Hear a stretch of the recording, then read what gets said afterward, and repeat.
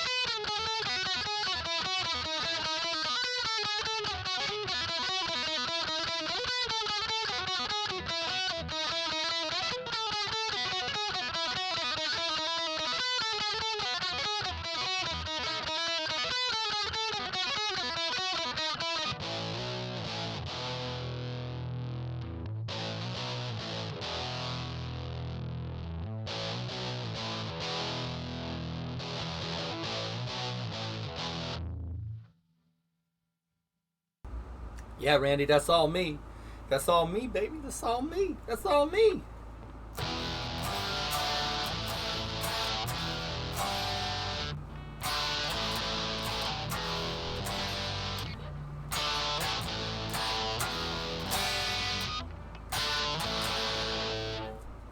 Hello, welcome back. Thank you. That's all me. That's all me, man.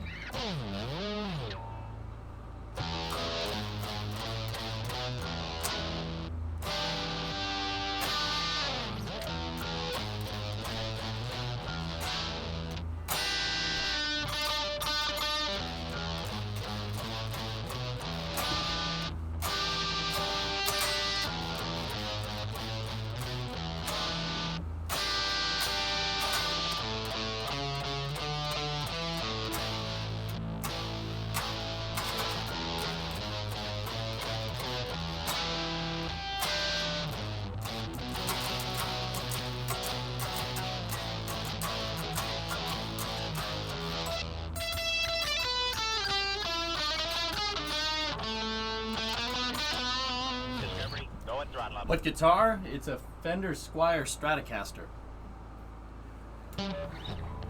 Xanic? Oh God, I don't want to get Xanicked out here in the middle of nowhere.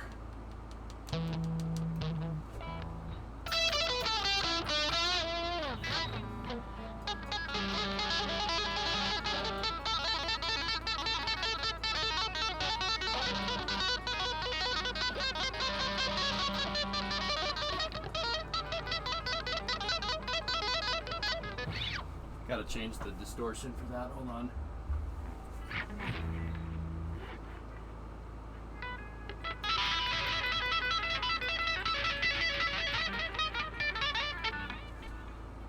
Why aren't you still on vacation? Because it ended this morning. Why aren't you on vacation? I'm a tiny bit upset that there were no streams this week. I realized it could have been like...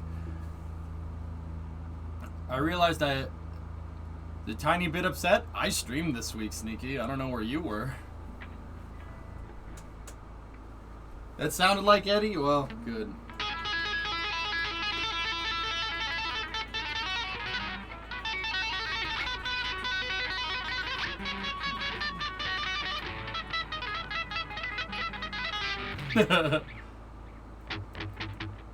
Yeah, Dealey, that's what it's supposed to be. Too bad I suck at playing it. Here. Yeah, Okie, it was good. I found the fish, man.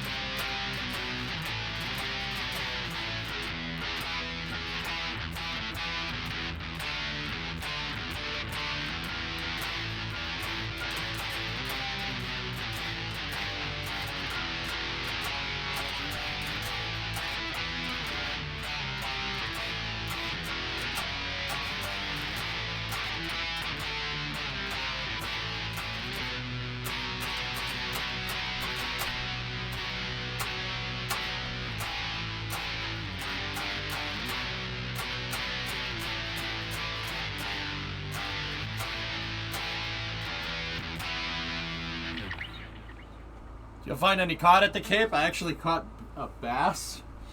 I caught a bass. It was a pretty big bass. It was the boogie bass. Rock the boat, don't rock the boat, baby. Rock the boat, don't tip the boat over. Hey, Chief, how are you? Did you drop the bass? Yeah, I dropped the bass into the ocean. I dropped the bass into the ocean. That's exactly what I did. Here, let me get rid of that. Let me go here. Wait, where am I? Maybe I'm right here. Hi. Do I look different? Did I get a tan? I mean, it was into a harbor. It was just a different harbor. Had a good time on my vacation? Yeah, look at how tan I got, man. Jeez. Look at this. Look at this farmer's tan, man. Look at this. Ready? Oh, that's bad. That is not good. How are you? I am not feeling good. You look tan? Yep, well, konnichiwa, I said, and there you go. Maybe more burned than tan. No, it's definitely burned right here. Not here or here so much. Right here. There's no tan. This is the Northerners red. What's going on, everybody? How are you? But did you eat the delicious bass? No. Dude, we threw it back, and by the time I threw it back, because we tried to get bigger fish, and then it got so ridiculously... windy that we had to stop. We had to stop fishing. The charter captain was like, "Nah, I'm not doing this. We're going ashore," because the tide was going out and the wind was blowing in. So that made huge swells. Like, we're talking 10, 15 foot swells. Yeah, that's not an exaggeration. The waves were higher than the deck of the boat. And as soon as the waves got a little bit higher, I was like, Yeah, maybe we should not be here. Yeah. So yeah, this. I can't decide if it's the white balance or the exposure. Something is not right. No, it's right. It's just picking up my just tanness. Oh. Hey, I'm cooking here. I think it's just because I'm tan. No, it's picking it up, Remo. That's fine. This is a farmer's tan, though. Yeah, this needs to not be a thing. And, dude, I got nasty trucker arm. Like, look. I got nasty trucker's arm right here. Like, if you look at the bottom, the bottom is not... Oh, no! Oh, no! Oh, no! Yeah, drummer, if it was still on the orange key. Oh, no. Why did you wear a shirt? Discovery, go and throttle. When we were on the beach, jeez. Jackery, 5 subs. Thanks, man. I hate burning the backs of my hands driving down to the Cape. Dude. Because you're on the steering wheel, dude. It was nice, man. It was really nice. Oh, God. Well, that should show you what hand I drive with. It's because the Mustang has the manual. Look at the difference. Look at the difference, man. This one is toast. Yo, new camera and lighting. Camera's the same, lighting's the same. It's actually a green screen. I know. Yeah. Welcome back, Pilgrim. What's up, Neo? Steven, how are you? We brought sunscreen. What? You went green? Yeah. The orange screen is green now. That's right. Welcome back. Here, have something. Don't you do it.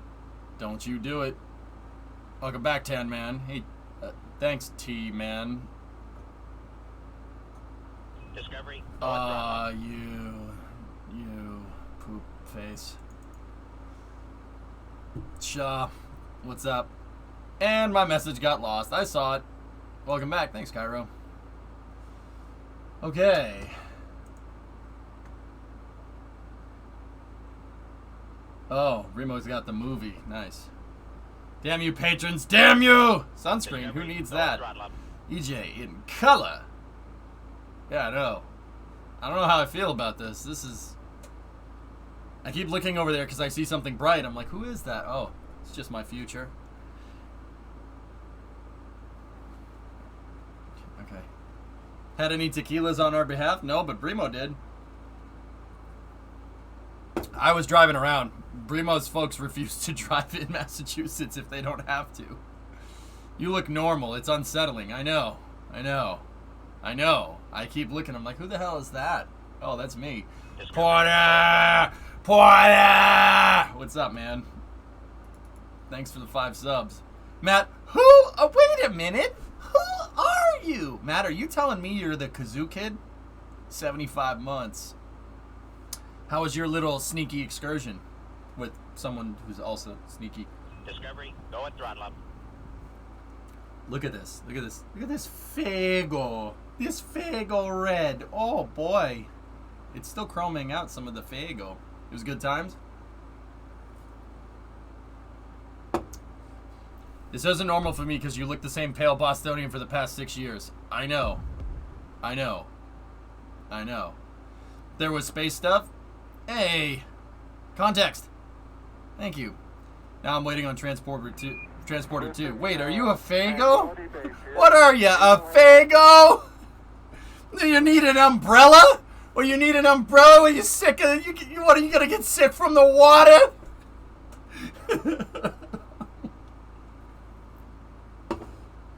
It's such a good sketch. This week has been long? Yeah, oh my goodness. Wait, what was that? Wait, what just happened? Did I hear a Tranquility base here? And Shaw gifted 5 subs? Jesus, you guys are too nice. Tech! So nobody wants to cook after coming home from vacay. Here's to a few bucks to order out. Brimo actually wants to order pizza. Brimo, you heard the man. We need pizza. What the heck? Look at... Dude, I gotta sit like this on the beach for a day, man. What is it? Dude, it's a color gradient. Look at it's a color gradient. That's awesome. Why am I so fascinated by this? This is ridiculous. And then it's just, oh no! Oh no! That looks like pain. No, it's not pain, dude.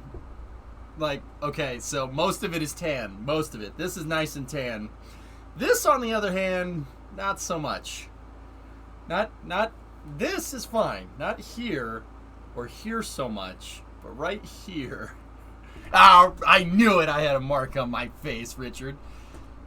You just ordered Five Guys? Put on a pale blue shirt and you're American. One side is ablative. That's right. It's a before and after. It is, Kev. It is. Yeah, shop. Yep, I know. Look. My left arm is... Yeah, yep. No, it's actually not. It's actually pretty even. Nice. Ikwenzowacha! What did he say? Let me guess. White devil, white devil? Yes, you speak what you do. Dude, I drove by that Space Force base. It's like, it has a very, don't drive in here kind of vibe, but we did drive by it. It's cool. Yeah, god dang fusion ball, Aiden. I know. Pizza time! Pizza time! Pizza time! Pizza time! So yeah, we were down here in this area right here, and check it out. Space Force. Space Force. Space Force. So, right here, we go right in here. I was right here today. I drove right past this road, and see that has the old CCAFS. Hey, not bad. Big old phased array. Yep, that sign says U.S. Space Force. Yeah, it's pretty sick. But it has a very don't drive up here vibe. Yeah, I know those signs. Those mean don't go up there. Hey Reagan, what's up? Yep, and there's the old bridge. That's the wrong. Yeah. Well, Matt, it got me thinking. Is it bad if the entire time I was down on the Cape, like, okay, where could we put a launch site? Yeah, no, you wouldn't want to launch in here. It would have to be somewhere out here. But, check this out. If we were gonna do this, look, the entire east side of this is the National Seashore. It's the National Seashore. You could put a launch site out here, no problem. Plenty of space, because it's a wildlife refuge. So, it's not that far-fetched of an idea. No, that's just the right train of thought. And even better, there is a Space Force, there was a Space Force auxiliary base out here. See the antenna? Tracking's already solved, man. I'm surprised no one's ever thought of this before. What's the score of the game? Oh, Germany brought it back. Oh, nice tip. Nice tip into the net. The goalie had no clue. Put it on Nantucket? I don't know if there's any space out there. It's too thickly settled. There's too many people. Yeah. Can't use any of this shoreline here. Can't use any of that. And the western part of it, who cares? Maybe up here. Actually.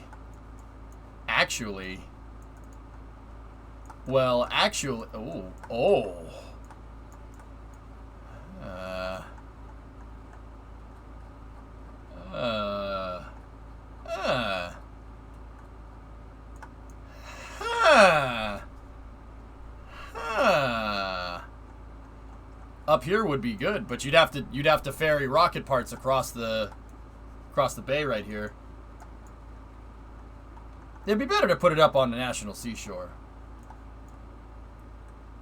It'd be better to put it up here. See, right by Pilgrim Lake. We could call it Pilgrim Launch Complex. How close is that very highly overpriced house to the shoreline? Hold on. Yeah. Yep, nope. That's too close. Out here, though? Here, let's see. Ready? Mile out is good. Yeah, see? Like right up in here. Right up in here would be perfect. Or somewhere up here. How far are we here? Oh, yeah. Yeah, it'd be good. It'd be good up here. You could get to the ISS from here. You could do polar launches. You'd have to go out and down a little ways, but it'd be good, man. You can do launch sites from there. No problem. Hope I had a nice vacation. I did. I did. I had a great vacation. We were, yeah, somewhere down here on the Cape. Somewhere in this area right here. It was fun. Who's driver 61? I don't know what that means. Yeah, if anybody wants to go down to the Cape, I mean, it's not the Cape. It's not that Cape, but it's still a good Cape. Starship Transatlantic would be nice. Actually, yeah, Massachusetts has a lot of protected areas right here. Good landing site. Actually, you could land in the harbor, to be honest. So if one crashes, yeah, it's probably just a British one. It's fine. How far is this from Hull? Just on a side note. Oh, yeah. Hey. Yeah, this is fine. You could just land on Lovell Island. It's perfect. Lovell Island. See? That's perfect. It's perfect, man. Yeah, the usual from Domino's is fine. The Cape. Best Cape. Cape Cod is pretty good. I've not been to Cape Cod in ages. Yeah, neither have I, Tan. I mean, Primo and I went down there a couple of times, dude, but it's nice. Fun. There's a lot of things to do. I like Cape Cod for the same reasons that I like Florida, rockets notwithstanding. There's a lot of things to do. There's stuff to do. You want to go go-kart racing, you can do that. You want to go swimming, you can do that. You want to go to an arcade, there's arcades. Yeah, I know. There's arcades, there's mini golf, there's real golf, there's hiking, there's fishing, there's tons of stuff. I like it. It's fun.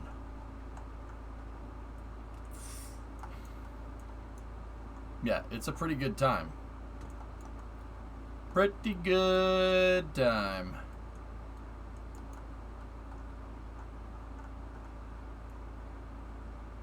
Pretty good. Anyway.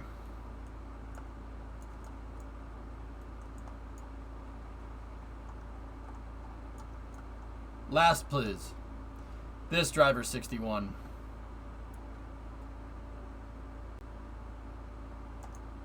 Oh, it's a YouTube channel. Neat.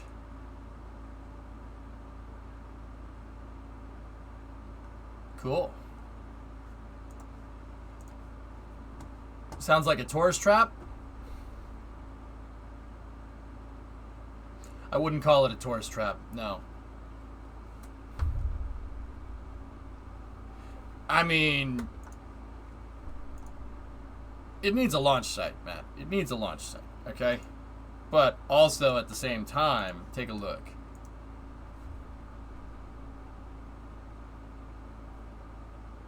I caught the boogie bass, all right? He's a former Formula One driver and has a YouTube channel, but I have no idea who he is. Was this dinner? Nah, we threw it back. Look at the swells. You can't really tell from this picture, but see the swells? Thumb.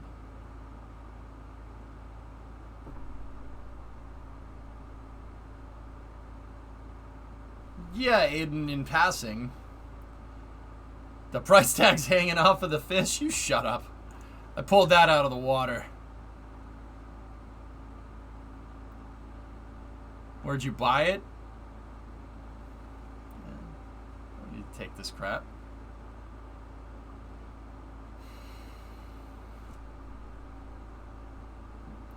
You could do solar. You could do sun synchronous from there, Hokey. You could do solar. You could get to the ISS.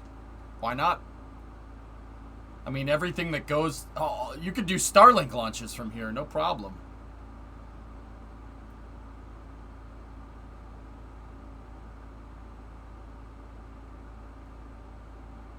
The one and only time I went fishing, went deep sea fishing, our boat capsized. Kind of lost interest after that. Ew. What was the fishing guide's name? I don't know if he wanted that out there.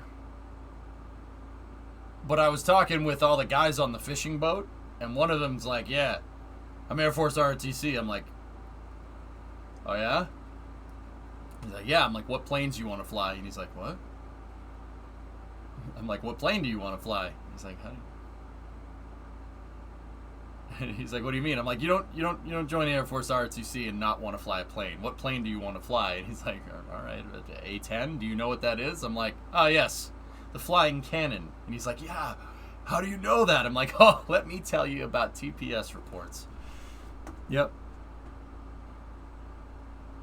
Maybe Cape Cod would be a good place for Helios since it's only 11 meters tall. Yep. Yeah. So, yeah, it turned out I went fishing, and one of the first mates on the ship was a plane nut.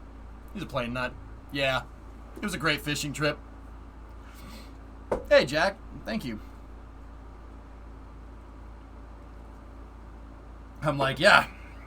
Like having cannon, like sitting on top of a cannon the size of a Volkswagen Beetle. And he's like, yeah, you know what it is? I'm like, oh, yeah. I am not just your average plane nutcase. Yeah. So, yeah. It was a fun fishing trip. It was a good time. You made this in Blender.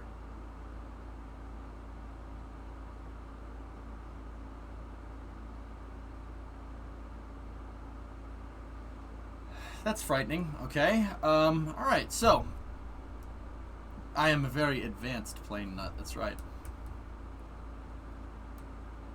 Yeah, Dealey. Yeah. Oh, it's Scott Mansell, and he actually do hold the world record for Brands Hatch. Scott Mansell? Scott Mansell. That's, Discovery, go and throttle up. Glad you were back. It was weird not having you here for a launch. I was here for SpaceX, man. I was here. Must be Nigel Mansell's kid. I put the wave video on Twitters in case y'all want to see. Alright, let me see, Brima. Did you tag me? Yeah, you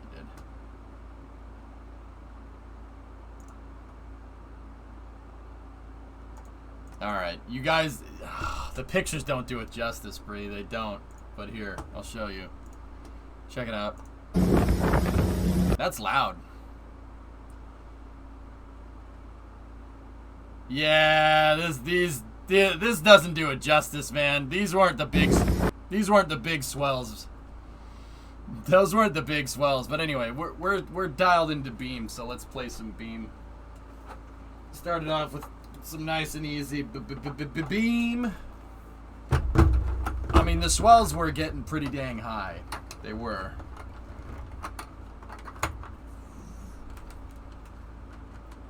He drove mostly Euroboss. Oh. Discovery, go and throttle up. That's not Formula 1, Ponzister, you freaking liar. Hey, Kyron, what's up? Repost. I'm building FDNY Hook and Ladder Co. number 8 on the server, aka the Ghostbusters Firehouse. Alright, cool. I think the orange chroma rubbed off on your skin. Yeah, a little bit. Might want to get that checked out. Nah, it's good. It's just this thing that happens when you go outside. I don't know about y'all. It's this thing that happens. 3, maybe 4. Swells don't appear on the surface. They travel a few meters below the surface. They said 18-foot swells, Chief. Tide was going out. Wind was coming in. So the wind was blowing over the water, and the water was moving against the wind, and it made huge swells. Those waves were big. Definitely whitecaps. I'm like, nah. Whitecaps are coming. They're like, how do you know that? I'm like, how big are the swells? They're like, how do you know that? I'm like, Stormworks. They're like, what's that? I'm like, nothing. Outside, like where the sun is, because then you can rub orange chroma on your face. It's great. You guys want to see a joke? Ready? There you go. There's your joke. Alright. I'm going to load up Beam, and I need to load up Pedal Cam. Pedal. Oh, 7 to your arms. Rip. Rip arms. Were you jumping in the swells? You could. Sun-dried lobster arms. Yep. Beaming.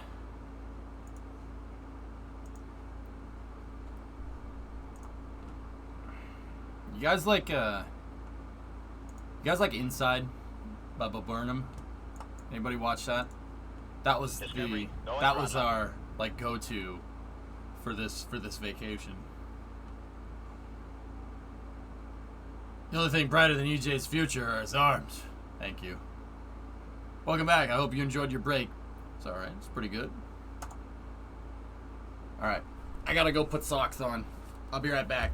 I gotta put socks on so we can use the pedal cam. Okay. Herb.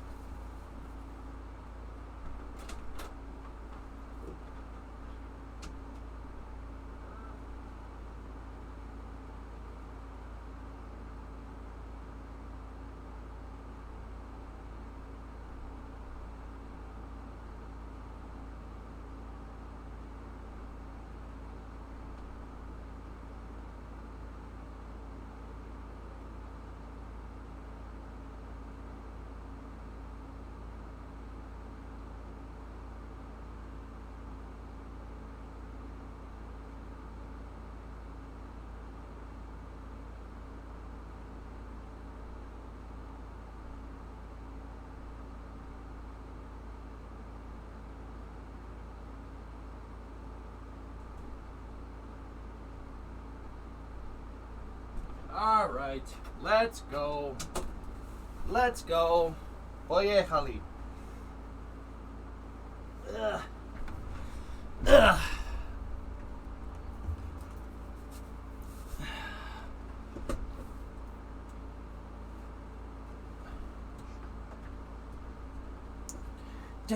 Jeffrey Bezos. Jeffrey Bezos. You did it. Oh! Great song. Congratulations. All right. Let's mess with some Beam. Hey, Banana Time. Welcome back. Thank you.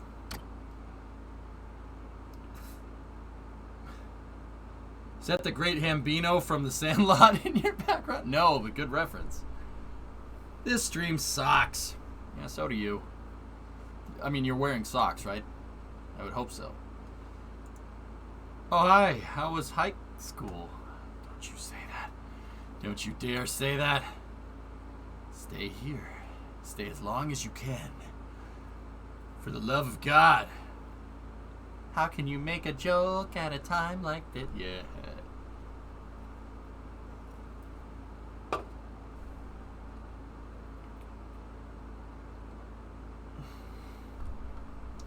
Put your friggin' hands up. Put your hands up. Put your friggin' hands up.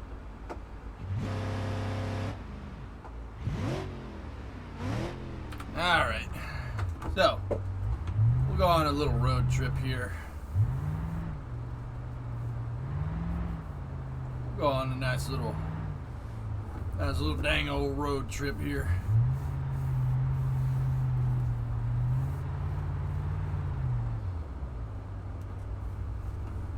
Take a left down here and we gotta stop. Okay, gifted us up to Banana Time. Thank you.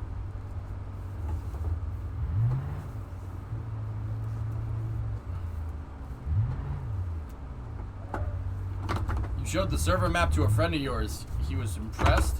Nice. I don't know why I'm putting the clutch in. This is an automatic. What car did you drive on vacation? I took the Mustang.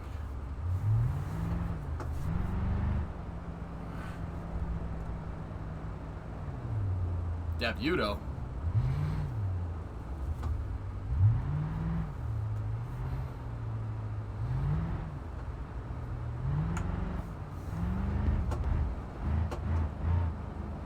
Show the museum pics? Oh, I forgot about those. They're on Discord, man. That museum was pretty cool, dude. You wouldn't expect it. I went to a red car museum. The guy said all of his cars were red. He only bought red cars, which is pretty rad. Some of them were painted, but most of them were not. There was 2 Lotus Esprits there from the 80s. Guy had TVRs. He had TVRs. He had a Lotus Elan, which I didn't know they sold that in the U.S. Never seen one before in the wild.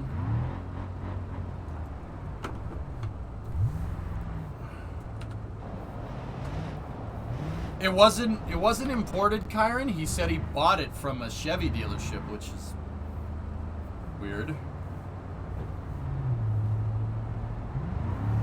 You didn't get a chance to go to the Corvette Museum when you were in Bowling Green? Well, that's just a shame. Banana time! Paid it forward to Kev.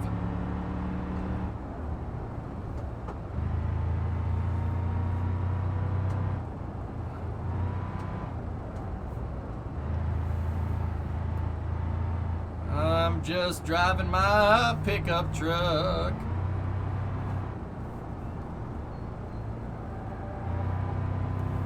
Rick Hendrick has a nice Corvette collection.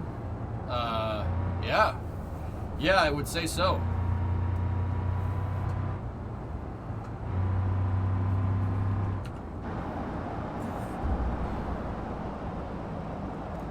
Alright, what are we going to do in Beam today?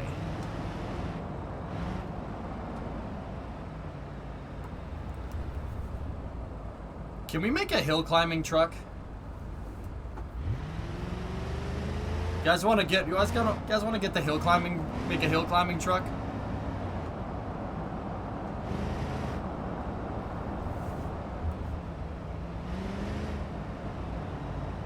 Oh, that's cool, Aiden.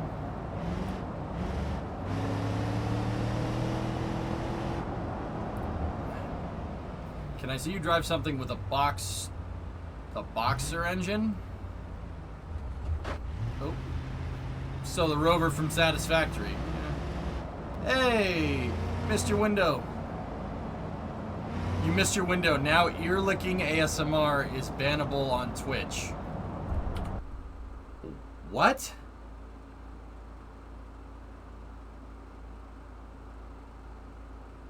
When you crash, can you please react to it like if you were crashing in real life, please?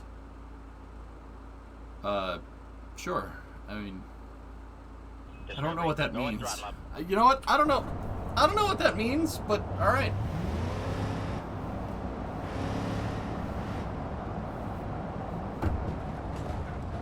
They went from hot tubs to mic licks. I don't understand. I don't understand what's happening here.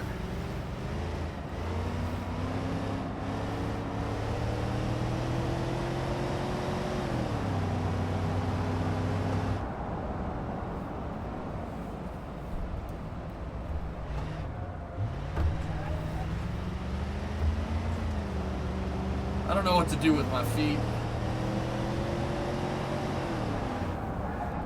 Oh, man.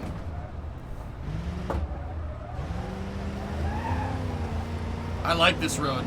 This road's awesome.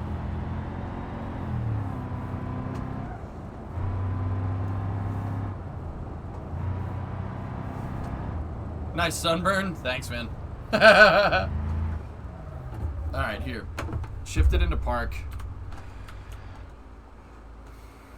Oh, that road's sweet. Where's our hill climb, though? If we're gonna hill climb, we should use the same hill climbing course that we've always used. If I can find it. I think it might be over here. Don't try to understand it, your brain will end up resembling mashed potatoes. Yeah, no, I'm good. Okay, here we go. So, hill climb. We have a nice hill climb circuit here. It starts right here at this crosswalk, right? And then it goes all the way up here to Tasty Cola. And then we got a right onto Fastello. And then it goes up here, and then you got a really tight hairpin, and then you go all the way up here. Right? Then you go through the town, right? Through the town once, over the cobble. All the way up here, turn right. There we go. And then you got to go through the second part of the town, right? And then you get up above the town, right on the road right here, all the way up here, hairpin right there, back this way. You switch back again over here, all the way up, around the bend right there. This is grass, right? Around the bend right here. You go through the forest, past the T intersection, and right here at the scenic overview is the start-finish line, or the finish line. So I always end up, we got to put down some markers here, right? And we will go from there. Now this is supposed to be a hill climb. It's a hill climb track. So what does that mean? Hill climbing is basically, as it's really kind of as the name implies, I suppose. You make a car that's really designed to go up hills fast. So actually, World Rally, kind of, I guess. Discovery, go at throttle. ARJ, whoa!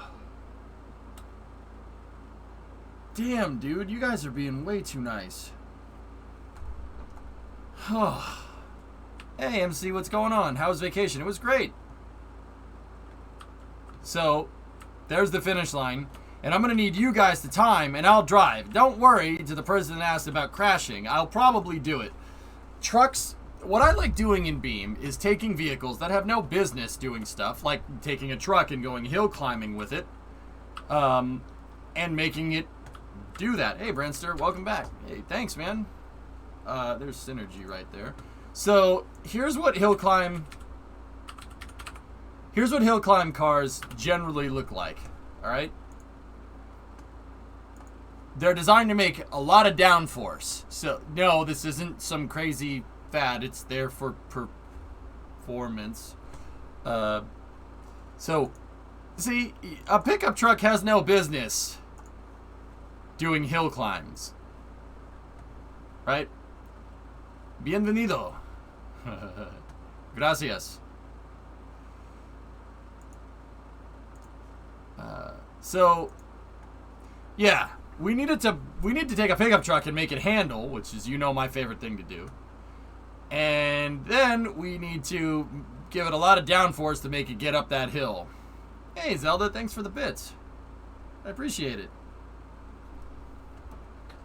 What's up? Puts is here. What's here? Nice. Oh, yeah. Now we're talking. That's cool. All right, so let's get back into Beam. A Stratos. There was a Stratos in there? That's like one of my favorite cars. But the problem is, Chief, is that I can't fit in the dang thing. Anyway. The downforce is going to put a big wing on it. Big wang. Alright, so here's what we're going to do. We're going to give the pickup truck a shot, and we're going to time it in the stock configuration. And then we'll start doing upgrades and see how much we can upgrade the time by.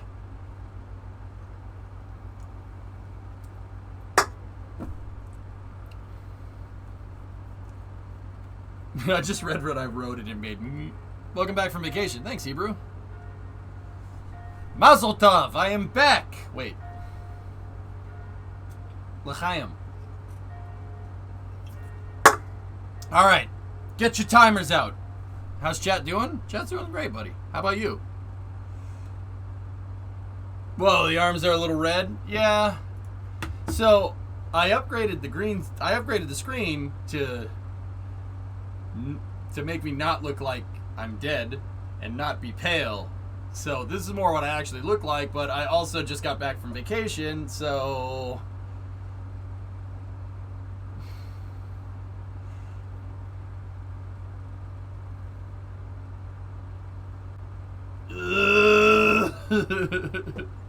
doing good? Right on. Used to be an emo, now it's normal. Yeah, right. Yeah. No. Does it hurt? No, I'm not. I'm only burned, like in only certain spots. You guys get enough sun that far north? Down on Cape Cod? Sure, Arsenal. Yeah, it gets real hot out there. All right. Get the timers out. Yeah, new headset as well. The old one croaked. Stopwatch. All right. Stock pickup truck. Our stock pickup truck time. Ready? 1, 2, 3, go. Here we go. Really, Storm? Jeez. Alright, this is the stock pickup truck. We're gonna try to hill climb with it. Oh, jeez. Okay. What's up, Dan? Have a good vacay? Yeah, sure, man. It was awesome. Got to sit on the beach.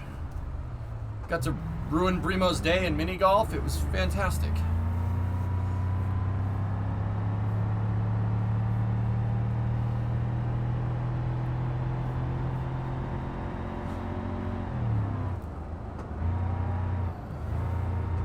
Oh, dear. Okay.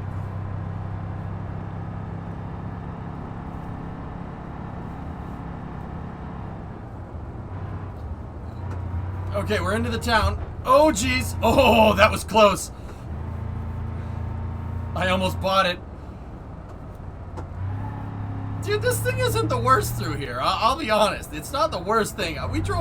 We made a van into a hill climb car before, and it was just not good.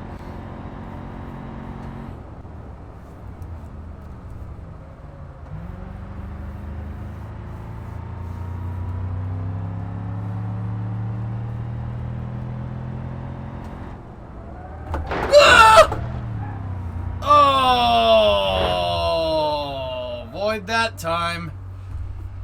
I think I broke it. I broke a tie rod. Well, we're at 133. Reset the timer.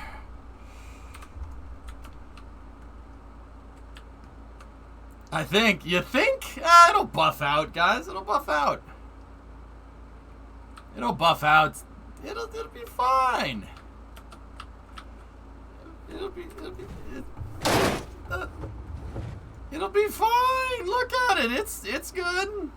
'Tis but a scratch. Ready? See? Look, it buffed out. Everything is fine.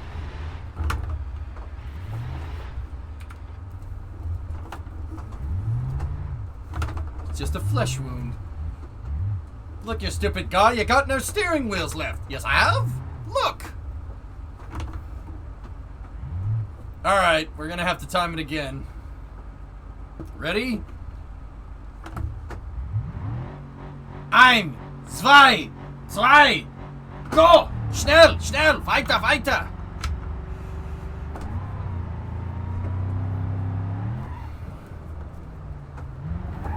Yeah!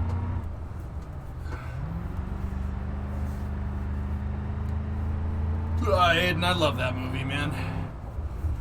But Father, I don't want to do any of that. There we go. JuiceBot! 29-month reset. Welcome back. Thanks, man. Never have I seen someone so happy to get back to work. I'm telling you, man, vacation is work for me. Work is vacation. It's all... I got it backwards.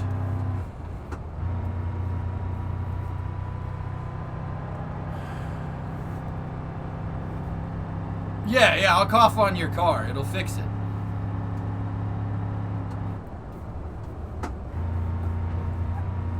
Alright, we're doing alright. Here we go.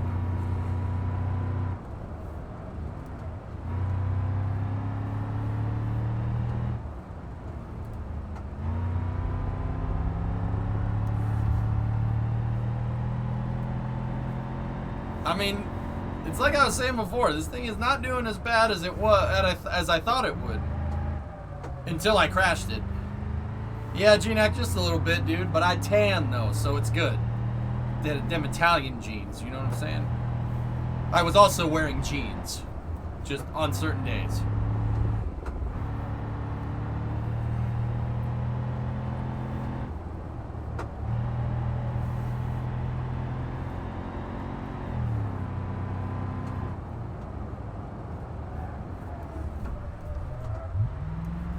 Here we go. All right, we're out of the town. We're up into the high altitude section.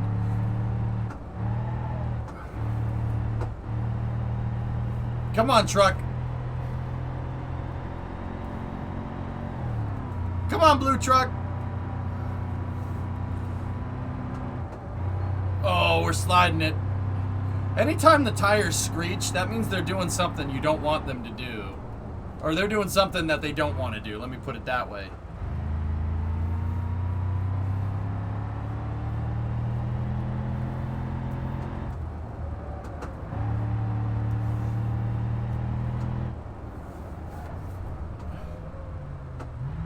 Oh, come on.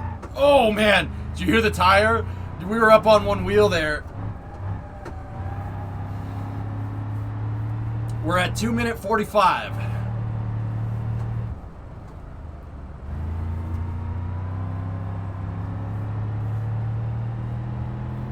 A Toyota Corolla GTS. No. Sprinter Trono. Oh, no. Oh! It's still good. It's still good. I'm still good. Yeah, Joe, I think it's running an open diff. Oh. It's still good. I think it's alright. It's still handling okay. Sign. No, it's fine, Joe. Look at the play in the steering wheel. This is perfectly fine, man. Yeah, no, I'm not turning. Come on. Oh. Joe, did you see the pictures that I posted on in the Cars and Motorsports channel? I went to a museum. This random guy out on Cape Cod has one of the most legit British motorsport like car collections I've seen, dude. He had TVRs. He had 2 TVRs. I don't understand how the guy had 2 TVRs. He had 2 TVRs, a Lotus Elan, MG Midget, Austin Healey, MG BGT, MGB, an MGA. Like, it was unbelievable, dude. All right, ready? 1, 2, 3. 427.56. There were 2 Morgans, Ponzister. 2 Morgans in there from the early 60s. No joke, dude. 427.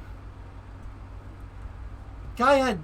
My favorite car, Joe, that he had there was a Triumph GT6. Guy had a freaking... He had a Triumph GT6 from the 60s, and it was awesome. All right, 427, huh? I think I may have broke the... I think I bent the tie rod or something. No, it's all right. Whatever I did, I didn't mess it up too bad. Okay, 427, huh?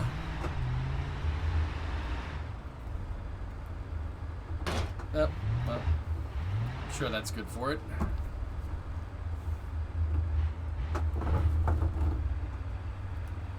All right, well, actually, no. Some people probably want to see crashes, so...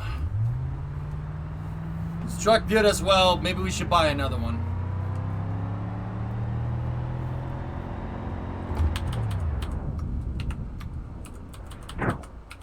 This is me. You're probably wondering how I got into this position. Well, let me tell you. Let me tell you about hill climbing.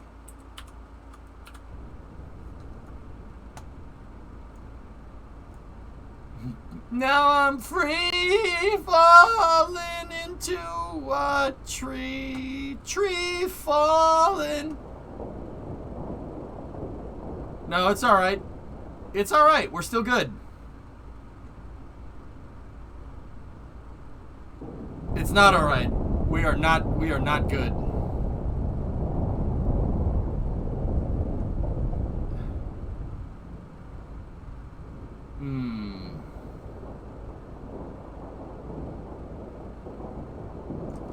Unfreeze it, tank.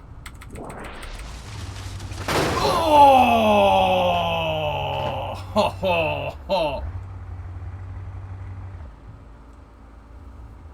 Oh!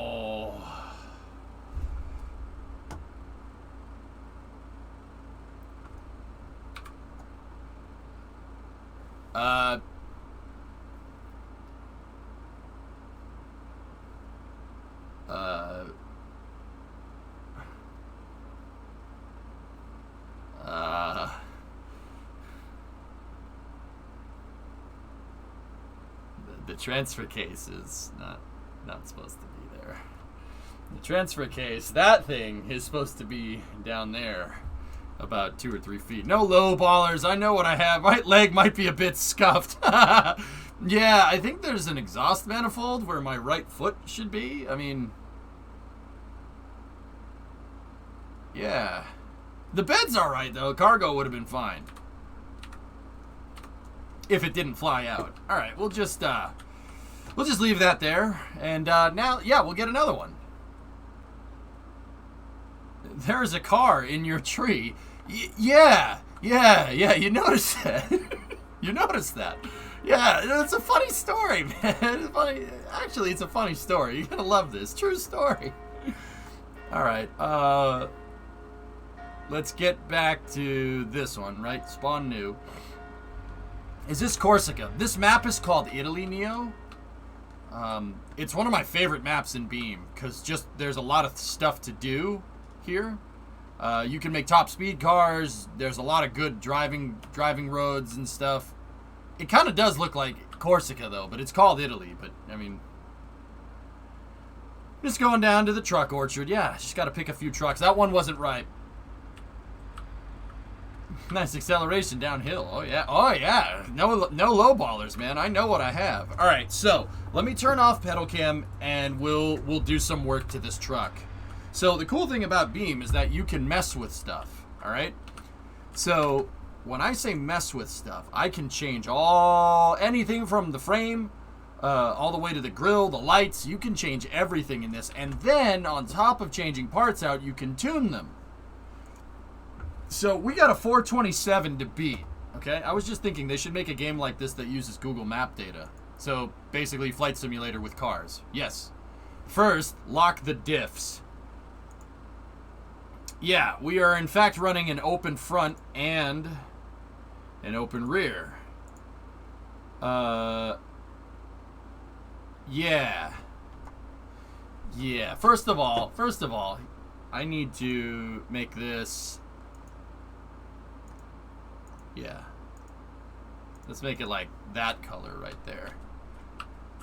And you know what? Just because I'm weird, can we put a long bed on this thing? Racing truck bed? Nope. Yep. Hard pass on the racing truck bed. Can we put a long bed on it?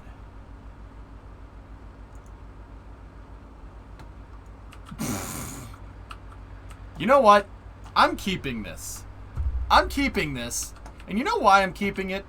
So we can run some big meaty tires. Big meaty claws. We'll put a dually out back. Damn, boy, she thick. Yeah, we'll do that. We'll dually it. Why not? It's fine. Left toolbox. Who's the tool? Oh. No, I don't need that. We don't want that.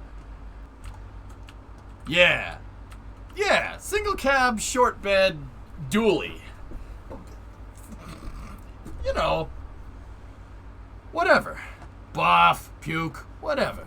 All right, so let's mess with those diffs out here. We need limited slips. So, without sounding like my cousin Vinny, okay? What is a limited slip differential? So in an open diff, power doesn't get equally distributed between left and right tires. So if you saw when I was going up the hill and around the corner, the one tire was spinning and the other tire was doing nothing, and I almost lost the truck because I was getting no traction over the rear wheels because one of them was off the ground. That solid rear axle in the back was pivoting on that hill. See how it's one big solid piece of metal? It was pivoting because I was going up, and the inner tire went up and it started spinning, and then the outer tire did nothing. So I lost traction, and the truck started understeering, and then when I put it back on the ground, it started oversteering because it had got traction because one of the wheels was back down, right? Limited slip differentials allow power to be distributed evenly between tires. So if you're doing if you're handling, right? If you need something that handles, Power can be distributed evenly between the tires, so when you're going around a corner, you go around the corner correctly and don't spin out. Pro tip, if you ever buy a Mustang, you know the meme videos, the Mustang videos, how they skid out of control and crash into something? Yeah, that's because of open differentials with a 3-link live axle. That's why that happens. You shut the traction control off, you punch the gas, torque twists the chassis, right? So one tire ends up going off the ground and it spins and the other one does nothing and the car goes to the left. It's always to the left every freaking time. Watch. When you're watching those crash videos and those Mustangs accelerate, it always oversteers left and they try to compensate and they steer right into a telephone pole or into a person or into a car. All right? So, you want to run limited slip differentials if you have something that handles. That's very important.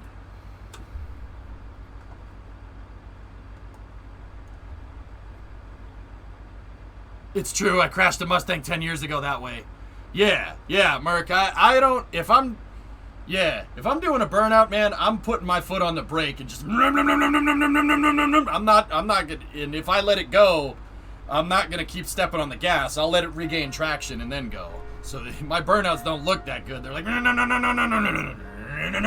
know? But I do that on purpose, man. I don't need to steer into a pole. The worst is snap oversteer. Now, Mustangs don't have snap oversteer because you have a lot of moment up in front of the center of mass of the car. Your weight distribution is inherently forward because it's got a big boat anchor in the front of a motor. Live axles on cars, though. On trucks, it's fine. I mean, Leroy, I have a 3-link live axle in the S197, but hey, it's a road car. Like I don't hoon on that thing too much, man. It just passed 70,000 miles. Just today when I was coming back from the Cape goal. Wow, Germany is kicking the trash out of Portugal, just on a side note. I mean, it is a burnout. They do peel outs and crash. That's fair. All right. Yeah, on trucks I get it. Yeah, no. On trucks, you need something simple. Something simple that ain't gonna break. Cars, though... SLS update. According to David Willis, LVSA made is today. That's right, Aiden. Actually, yeah, LVSA made and then upper stage by the end of the week. Yeah, those are the deadlines that I've been hearing. That core stage, man. Is that something else or what?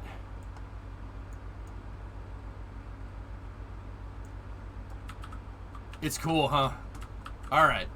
We need to keep going with this. Let's keep going. No heavy duty out back? Here, let's see if we can put that heavy duty axle in there.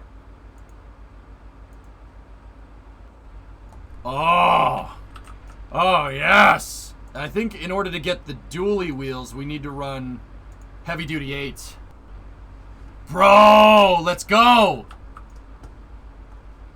Yeah. Look at the meats. And the meats. All right, now we got to make the front match. We can't have 6-lug out front, up in the front. Let's just go 8-lug fronts. Yo, I don't know if this is going to hill climb very well. We're going to need a lot of power to turn that axle. You should make your F100 in automation. Yeah. Your Mustang is just reaching 10,000 miles in the first year of ownership. Platinum, I shelve that thing in the winter. I don't drive it. That's why it only has 70,000 on it. But yeah, I do drive it, and I've been putting a lot of miles on it this summer already because, dude, I need to go outside. As much as I want to admit that I just sit here all day and, you know. Okay, we need heavy duty steelies.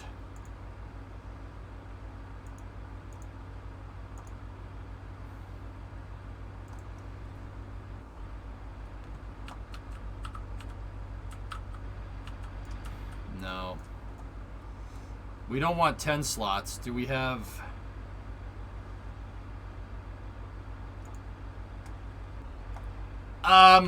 I'm sure on some planet those tires are really good, but the weak link is that, you know, this is Earth. Oh, I like that. I'm sure on some planet those are really impressive, but your weak link is... What are these crawler tires? We have... Yo, bog deep, bog deep, bog deep. Do they have tractor tires? Grip all screamers. I mean, that's cool, but that's not what we're going for. We need 255/60 R16s. Or R17s. Those will do. We need the sport front tires, man. Yes, square tires. I don't think that's going to work very well. 95 on your O2 Neon. Miles are meant to go on cars, right? Who's Miles, G? Yeah, we got to lower the suspension, Chief. I'm going to figure out how to do that in a second. Paint it white with the sheriff star on the door. What, man, what the hell do you think this is supposed to be?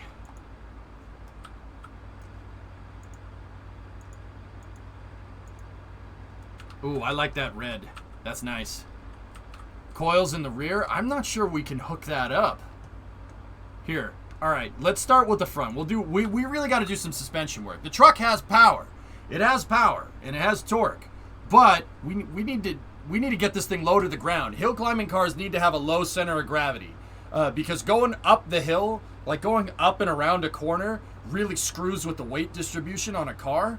Because if you're going up a hill, right, and the hill banks inward, right, and you're trying to accelerate up, outward force is pushing you up, right, and it's putting a lot of load on the outer tires. And if the thing rolls, you're really going to lose a lot of handling, like what happened when I went around a couple of quarters. No, you're going to lose a lot of handling. Nice. The car's outward momentum, it tends to understeer. You don't want to do that. So limited slips will upgrade that, but we also need this truck to have a really low center of gravity. So we're going to have to street rod this thing a little bit. You know what? I might have to switch us to 5 lugs or something. Can we 5 lug this thing? Can you LS swap it just for the memes? It has an LS not LS motor in it already. This is a combination of an LS engine and a mod motor. I'm serious. There are literally parts from an LS engine, and those valve covers are 4.6 motor all day. But the heads look like LS heads. Well, a little bit. The alternator is in the place where it would be on a Ford almost. And the valve cover looks like a Ford engine, but... Hey, Scary! Tier 2, 56-month resub. STS-56, April of 1993. Discovery on a 9-day science-filled mission focused on the sun's energy relating to ozone in the middle atmosphere. Also talked to Mir through amateur radio equipment on Earth. Cool. What's better for off-road, independent or live axles? Leroy, I like live axles because live axles can articulate. They can articulate. There's a lot more. You can get a lot more travel out of a live axle than you can with independence.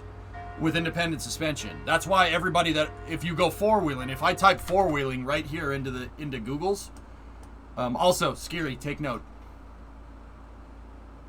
Scary, I was talking with Brimo's dad about things, and he gave me some ideas, so take note. I think you might like them. If we type in four-wheeling, right? You want to get a lot of articulation with those axles. There you go. Look at that Hilux, man. Oh, that's sick. You want to get a lot of travel. You can get more travel with the live axles. They're very easy. They can move up and down a lot. And they're way stronger. Yeah, you don't want to break a freaking wishbone out on the trails. I mean, look. Oh, it's a Jeep thing you wouldn't understand, bro. My guy's a full beard now, that's right. Are you hyped for the new KSP update? Yeah. See, look at the articulation you can get. That's also a really cool Toyota that I kind of want. Oh, look at the Wagoneer. That's sick, man. See? Live axles are great for off-roading.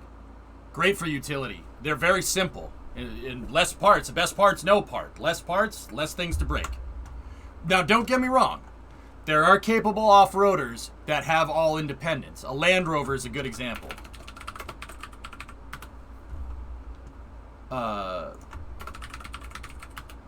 Land Rover suspension fault is what auto-populates. Good game.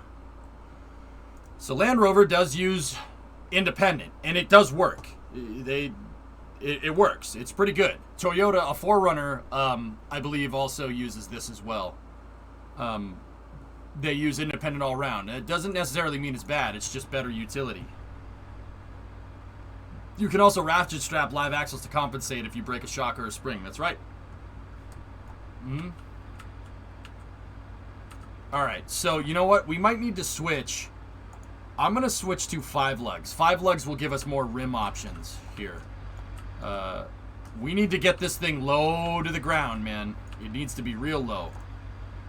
Like, get low, get low, get low, get low, get... Oh! Yeah, give me the 5 slot. The kidney bean wheels. The Alder Rush. But we need... Yeah, you know what? That might work. That's a pretty high profile tire. The profile is this number. We can go 255... 255-55 R15s will be a slightly lower profile. Yeah, that's what I'm looking for. To the window! To the wow! That'll work. Hey, Hypersonic, what's up, man? The superior 4-wheel drive automobile. What is this, Panta? An International. Good man. Yeah, I'll go with that.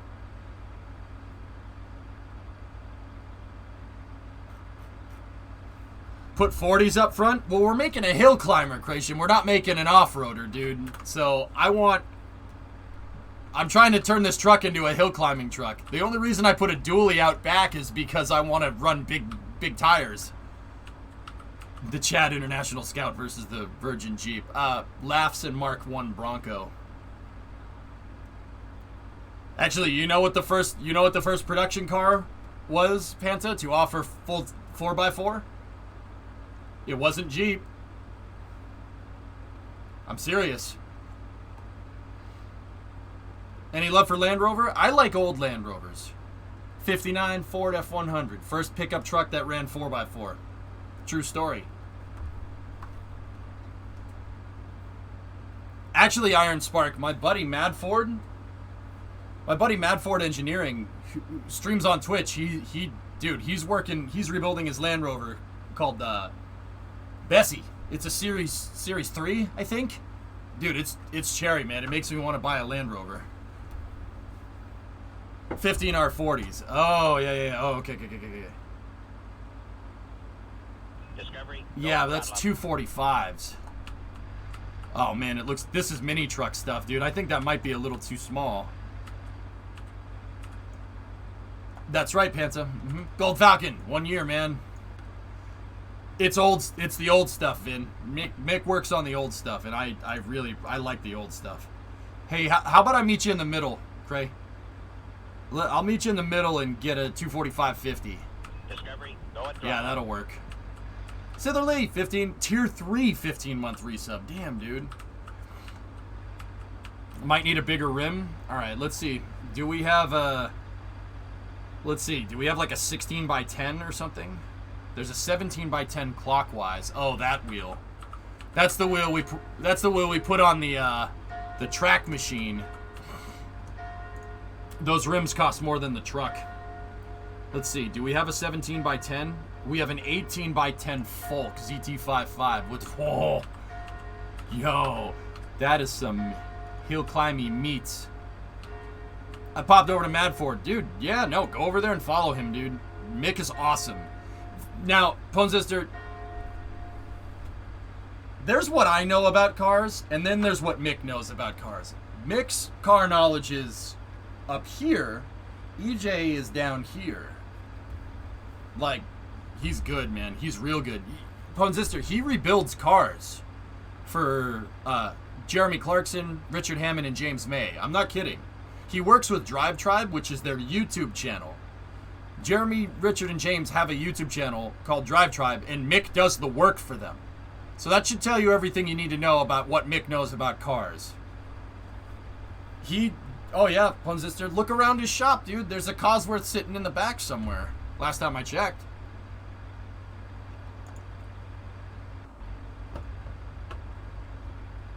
Postal, what's up, man? I don't mind this. Go and throttle up. Y'all act like I don't know about Drive Tribe. Yeah, well, Mad Ford, that's Mick, dude. He streams on Twitch. Dude, good friend of mine, actually. Mick and I'd like to think that we speak the same language, if that makes any sense. 19 by 10s up front. You know what? It's hill climb. Let's go. Modified 265/35. Oh, man. Previous black rim. Do you like the folks? That thing, yeah, that looks pretty rad. I kind of like that. 245s up front is nuts, but you got to remember, we need big wheels in the front and big wheels in the back. We're transferring power to all four wheels. It's a 4x4. Giesen, what's up, dude?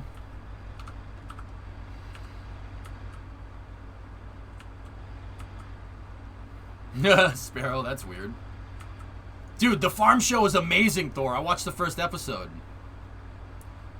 All right, Chief, we can go with this. That's fine. Yeah.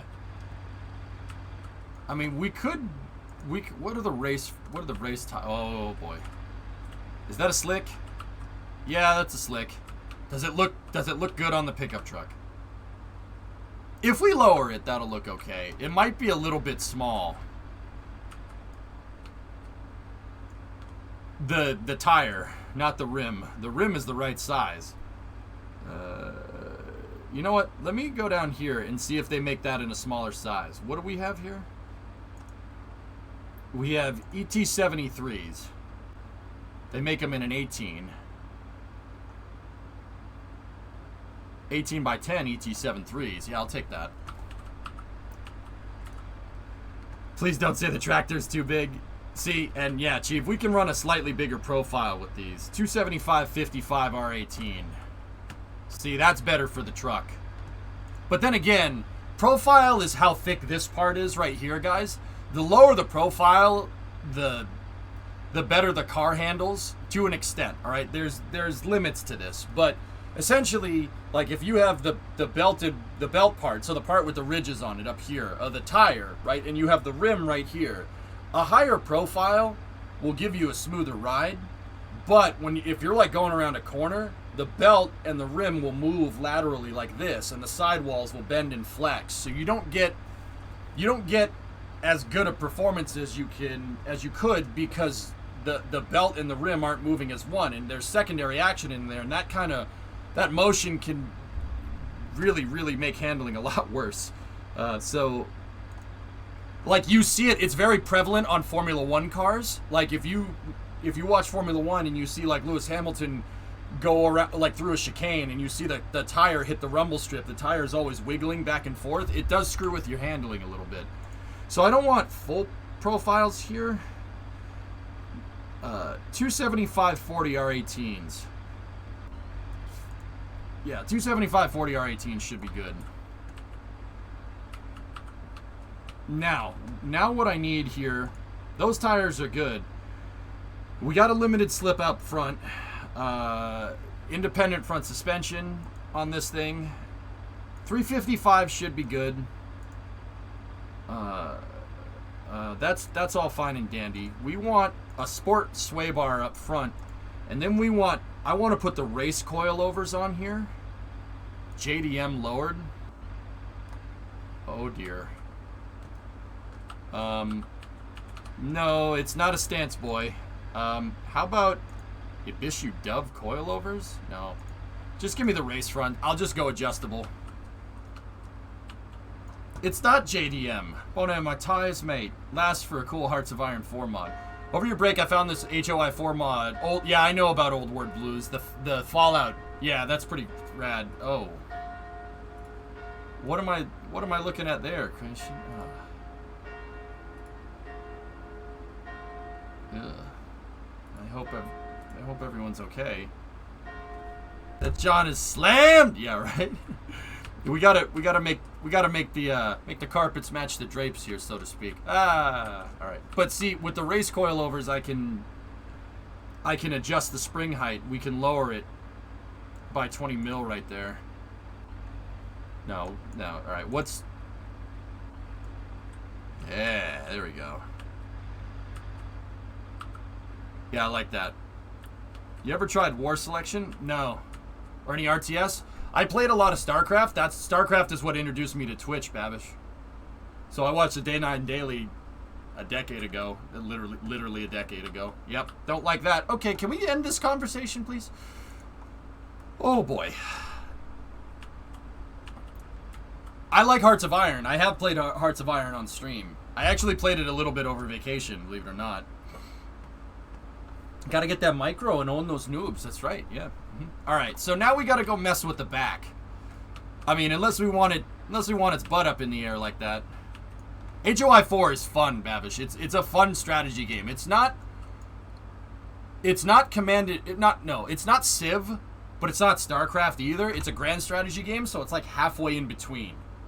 It's halfway in between, like, micro and macro game, which is fun. I like it. It's not really particularly fast-paced like StarCraft is, but it's not slow like Civ either. That's the way Pitbull likes it wrecked. Alright, so we're running a live axle out back. Can we run Independence out back? Heavy duty live, 4-link Baja style live rear axle. 3-link. Let's run a 3-link. Let's see what the 3-link does. 3-link should be good. Actually, you know what? Let me check the 4. What is that? That was awfully loud, and I'm really, really unhappy that blew my eardrums out.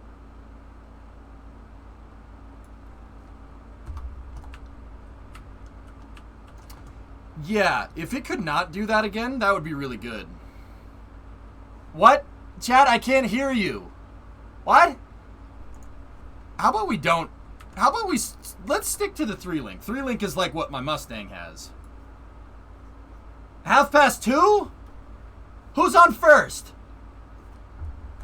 I'm sorry about that, guys. I updated the computers while I was gone, and of course it reset my system sounds. Just...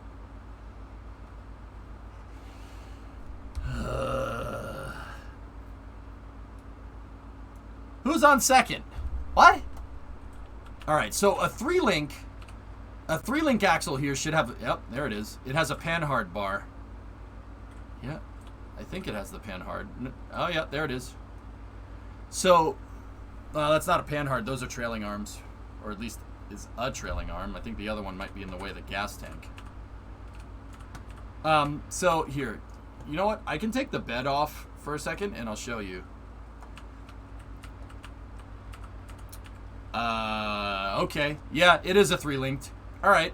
So, 3-link means that there is 3 principal links between the chassis and the axle. So, in the case of a 3-link, you have 1, 2, 3. You can run coils on the back with a 3-link like this. If you have the regular front suspension, which is just live axle, now we're running leaf springs. Leaf springs basically... Leaf springs are basically a piece of metal that when the axle goes up and down, it bends the piece of metal, and the piece of metal doesn't want to bend. So basically, if you have something like this and you push up on it, it wants to bow back out. Basically, if you have a leaf spring, right, you take a flat piece of metal and you put it between the shackle, you put it between the front shackle and the rear perch. Actually, this has shackles on both sides, which is not how a leaf spring works at all. You need to have that shouldn't be there. There shouldn't be shackles on both sides because then the axle can do this. You don't want that. You want one part of the leaf spring. This shouldn't be here. The leaf spring should go right to there. And then there should be a shackle on the back. That allows the spring to move back and forth, but you don't want both of them to move back and forth. You still want the leaf spring grounded to the truck. Thought number 2 was supposed to be a shock. Yeah, we have shocks here, but I don't think the 3-link is modeled correctly, to be honest with you. The 3-link on my Mustang does not look like that. This is when I say, like, oh, live axles are good, this is what I mean. This suspension is insanely simple. Leaf springs are on everything. They were on everything for a really long time. Wagons, covered wagons, like Oregon Trail, leaf springs. Yeah, leaf springs. It was a very simple form of suspension, and it still is, which is why cars still use it, because it's not hard to make. So if you have a pickup truck and it's something you don't care about handling, that's fine. But that's not what we have here. So let's go back to the 3-link. So yeah, that's a strange way to make that. Oh, yeah. Yeah, okay. All right, they're there now. They weren't rendering before. So check it out. There's the links. You have one trailing arm right here. See the trailing arm? 1, 2, and 3. And then you have your suspension. Then you have your struts. So there's a shock and a strut in there. I was pointing to where they were before, but I couldn't see them. Or they weren't rendering. I don't know. It could have been either one. What do you think about F1? Interesting results, W. Yeah. It's inexpensive, serious. I'm not going to say it's cheap. Because the leaf springs that are on my 59, yeah, that'll survive. Those things will survive a nuclear apocalypse. But then again, that's an actual utility vehicle, not whatever Americans call trucks now. It's just an SUV with a pickup bed. Can we get 5 links for that sweet handling? Yeah. Well, the 4 link, I don't want to blow people's eardrums out, and I don't think we could probably get a mod for it. But 3 links should be fine, Leroy. 3 link with a limited slip is fine. That should be good for handling. And of course, we're running the dualies here. Let's see if we can. Let's switch these to 5 lug, right? And let's see. Let's switch these to 5 lug and then get me some race coilovers, right? And somebody said it in chat, but we do need better weight distribution, and I'm not sure how we're gonna do that, but I'll find something.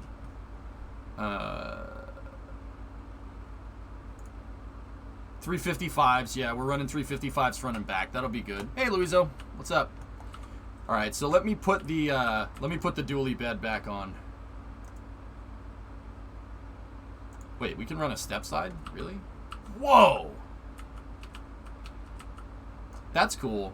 But also, that's not what I want. I like that. I wanted that dually, the dually bed, so we can run some big tires out back. There we go. We can run a bed accessory. What's Path to Valhalla?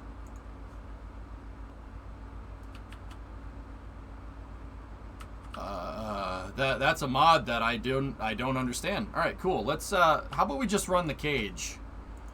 Yeah. Oh, dude, look. I could put a crate in the back with adjustable mass. Oh, perfect. Maybe we should just... Can we camper shell it? Yo, let's go. I like that. What about a tonneau cover? Yeah, the tonneau cover looks dumb. Bed rack? Oh, sick. I like the bed rack, but once again... Dove off roll bar. Yeah, I'll keep the roll bar.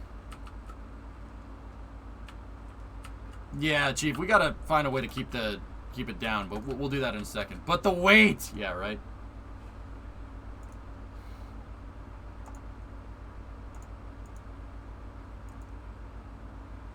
Old style bed trim. Yeah, no, we don't need that. That's not supposed to be there.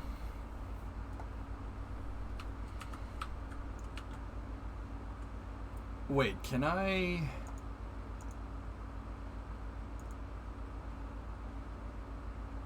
Oh, dude, it's got the KC lights on it. This is a roll bar for off-roading. It's not really a roll bar for rigidity.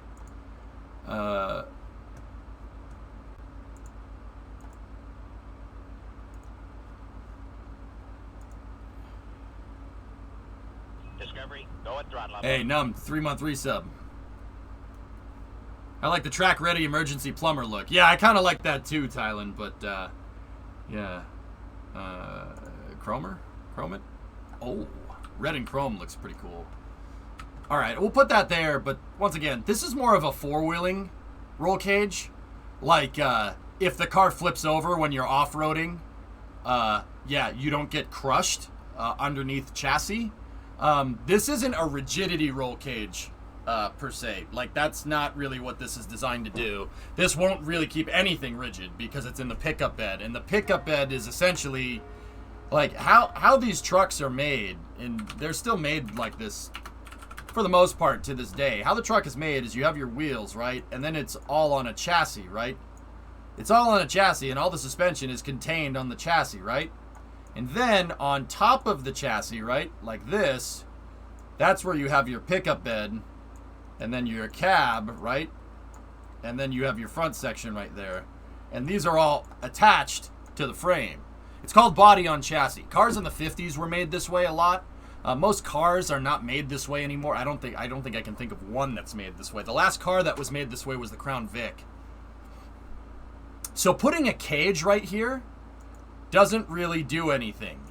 The cage is going through the pickup bed to the chassis, but if you flip the vehicle, right, and the ground is right here, that's what that cage is going to protect you against. It's not really keeping anything in particular rigid. You'd need a cage that goes through the chassis down to the front like this, like that. Cages on cars, right? Cages on automobiles and trucks or whatever, like a roll cage, is obviously designed to protect you in a roll in case the thing flips over. But also they're designed to make sure that it's like strutting things together in KSP. It's designed to keep stuff in place. Because when you're going around a corner, you don't want the chassis to bend and flex. You don't want torsion on the chassis. Having torsional load on the chassis like that can screw the handling up, because if your rear wheels are like this and your front wheels are like this because you're going around a corner because it's twisting, right? That means your rear wheels are going to point over there, your front wheels are going to point over there, your suspension geometry goes to all hell. It's Ackerman geometry that would get screwed up from that. Your front and rear wheels have a relationship on the car, all right? It's called Ackerman geometry. In going around a corner, you're screwing up the Ackerman geometry. Everything is falling out of alignment. It would be like if you have a booster and you don't strut the boosters in KSP and one booster is doing this, it screws up your center of thrust and then your thing starts rolling. Yeah, pretty much. Yeah, a strut tower brace. Mm-hmm. The car you drew in paint is in rust. Let me see, Lels. That's awesome. All right, so that cage ain't gonna really do anything. I'm not, you know what? I'll just keep it like that. All right, now let's go back to the rear suspension. Long link suspension would be better for travel, but I don't want that. Short link is fine. We're going to need a race sway bar, sport rear sway bar.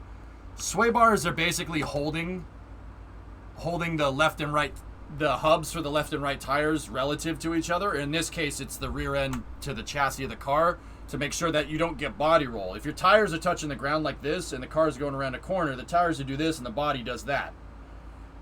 Think of like if you were trying to take if you had a Jenga tower, right, in your hand and you tried to turn, the top of the tower is going to do that. All right? You don't want that.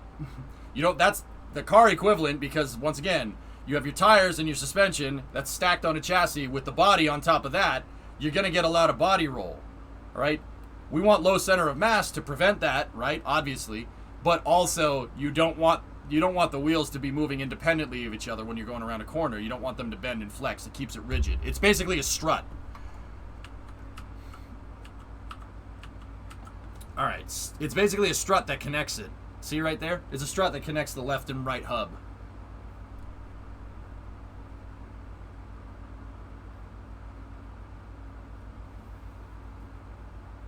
Exactly, Joe. There you go. They get the tires to move in uniform, not like this. When they go around the corner, they both do that. Exactly. That's actually probably a better way to describe it. All right. Now, those tires sitting in there look a little funky, so let's literally find the biggest freaking rim we can. Let's see. Down here, we want... What are we running up front? We're running ET73s. 18 by 10 ET73s. Okay. Let's see if we can find similar rears. What's the widest tire we can put on this?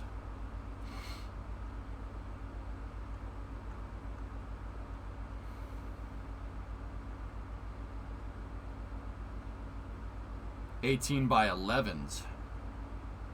There's the 18 by 10 ET73s, right?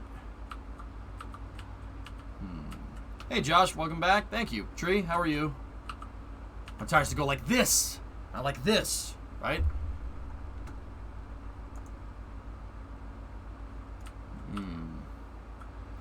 We might need to mess with the offset a little bit.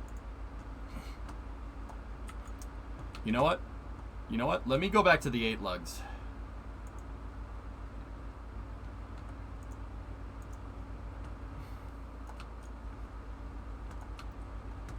Oh, see, that looks money right there.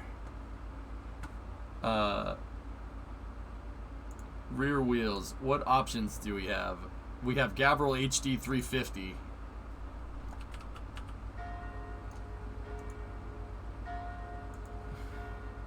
And then we have those. See, you want bigger tires out back. A wider tire would be better because more tire touching the ground is more traction that you could put down on the ground. Ooh, black center cap wheels. Nice. That's cool. 225/75. Heavy duty rears. No. What's this game about? Euler, this is Beam.NG. Beam.NG is a soft body car simulator. What I like to do, I mean, you can basically do whatever you want. What I like to do with the cars in this game is I like to take cars and I like to make them do stupid things. Like, I'm taking this pickup truck with a heavy duty rear axle and I'm trying to make it into a hill climbing vehicle. So, I'm going to send it up on this road through there all the way up to the top of this mountain. And I have a course that we run, right? And I'm trying to take this pickup truck and I'm trying to turn it into a hill climbing car. The cool thing about Beam is that if you crash the car, the soft body physics, the damage is about as realistic as you can get for any game that I know. Hey, Elro. Sure. Hibbit. Yeah, sure.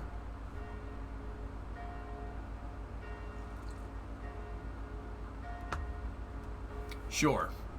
Why not? Yeah, it's a fun game. I use it just how I use Kerbal to teach people about spacecraft. I use this to teach people about cars. You know what? These heavy-duty rears might work. Tell you what, if that thing was dang old running on propane, it might do a little bit better. I like those rims, but I don't like the rims not matching between the front and the back.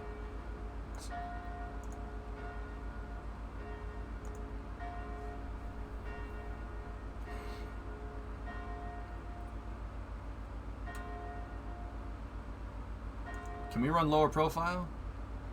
Yeah, 225/75 R16. See? It fills up the back there. That's about as low pro as we can get for the heavy duties. Yeah, there's not many options for this creation. I mean, I don't know. I'm trying to see it. Maybe like in 6 lugs. Hold on, with the 6 lug we can find a big tire. I need something. I need a rim. I need the secondary number on the rim to be gigantic, as big as we can go. So like we need like 15s by 15 here. That's what I'm looking for. I'm looking for something nuts. 5 lug has the most options here for tires. I know there's Alder 15 by 10s. You could put the draggers on there, and those are wide boy rims. I mean, we could always offset it, but then it would look like a brodozer. I don't really want to do that. I want to see if we can find a wider rim. Hey, Nazlik, I'm good. How's the Great White North, man?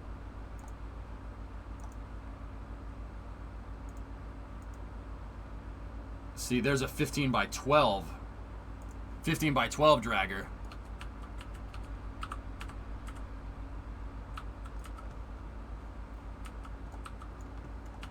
.12 is a really, really wide tire. You can put something real big on there. See, 305s, see, 345/35 R15 race tires. These things are big boy, big tires. Yeah, the profile kind of sucks though. There's a 15 by 14. Let me check. Oh, 15 by 14 draggers. Oh, baby. Ho, ho, ho, ho. Dude. Oh, man. Yes. Yes. That might be too much tire. What's the pros and cons of low-profile tires? Low-profile tires, essentially, app state, worse handling, more comfortable ride. That's it. I mean, that's really it. And low-profile tires are a little cheaper to make. Nah, that's just right. Can I put something that's not grip balls on the back? No, I guess it only wants grip balls. I'm sorry, did you say too much tire? If the motor can't spin all 4 tires, it's only a 4.5 in here. It's supposed to be a mod motor, Hibbit. It's a freaking Crown Vic motor. Dude, we might, well, we might need a bigger engine. All right, well, let me mess with the front rims then, if we're gonna do this. I don't like cars, like, I understand that, you know, people put slicks on dragsters and stuff, but we're gonna do a hill climb car. So this isn't a drag, this would be okay for the drag strip. I wouldn't mind this as much. But, let me find a set of draggers for the front,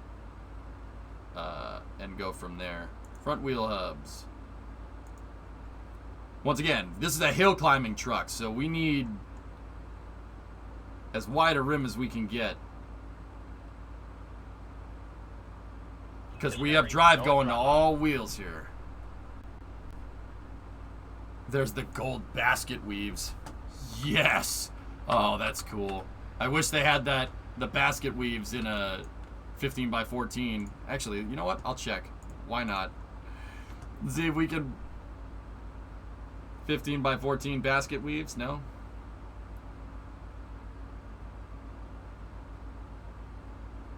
Hey, Steiner, 7-month resub. Put a Cummins in it? It's a hill climber, Brandster, but I'll see. I'll see what we can run. Too much tire means it's too heavy. If the rims are too heavy, your motor needs... You basically want your tires and rims to be as light as possible. Because then basically it'll be able to spin it easier if it's lighter. And if it's your motor doesn't have to worry about spinning the damn tires. Those tires can be focused on putting rubber down to the road. That's the real kind of quick way of saying it, I suppose. 19x10, 19x11s. Nope. No basket weaves. Alright, so...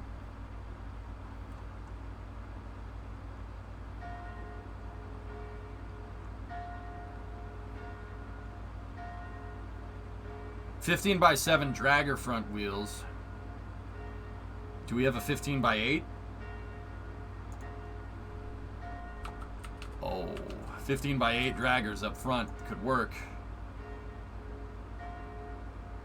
I wonder if we have a 15x9. I'll look for 15x9. We have 15x9. Do we have 15x10 draggers in the front? Nope. 15x9 is the most we can get. Alright, that'll work. Oh, this thing looks fierce already. I kind of like it. And then we got to match it. There we go. Hey, T-Bim. 17x12s. Meh. Ooh, I like this thing. I've been considering finding a cheap diesel Jetta or something. Gas here is now $1.33 a liter. Yikes. Our gas prices are going up too, Creation. It sucks. Spython, it's 4x4, meaning that I can shift it with a transfer case. But yeah, this truck's all-wheel drive in the configuration that I have it. I can switch it between 4x4 and 4x2 because we got a transfer case. It's not full-time all-wheel drive, so it's not like a Skyline or something. Even though that would be really cool. We got a transfer case, but it's good enough. It'll get the job done. All right, I think we got our tire situation kind of sorted. I'm going to put race discs out back and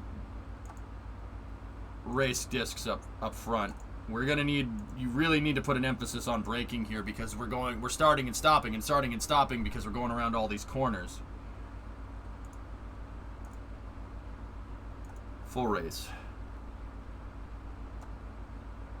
How much is that per gallon? 133. A liter is, give me 1 second.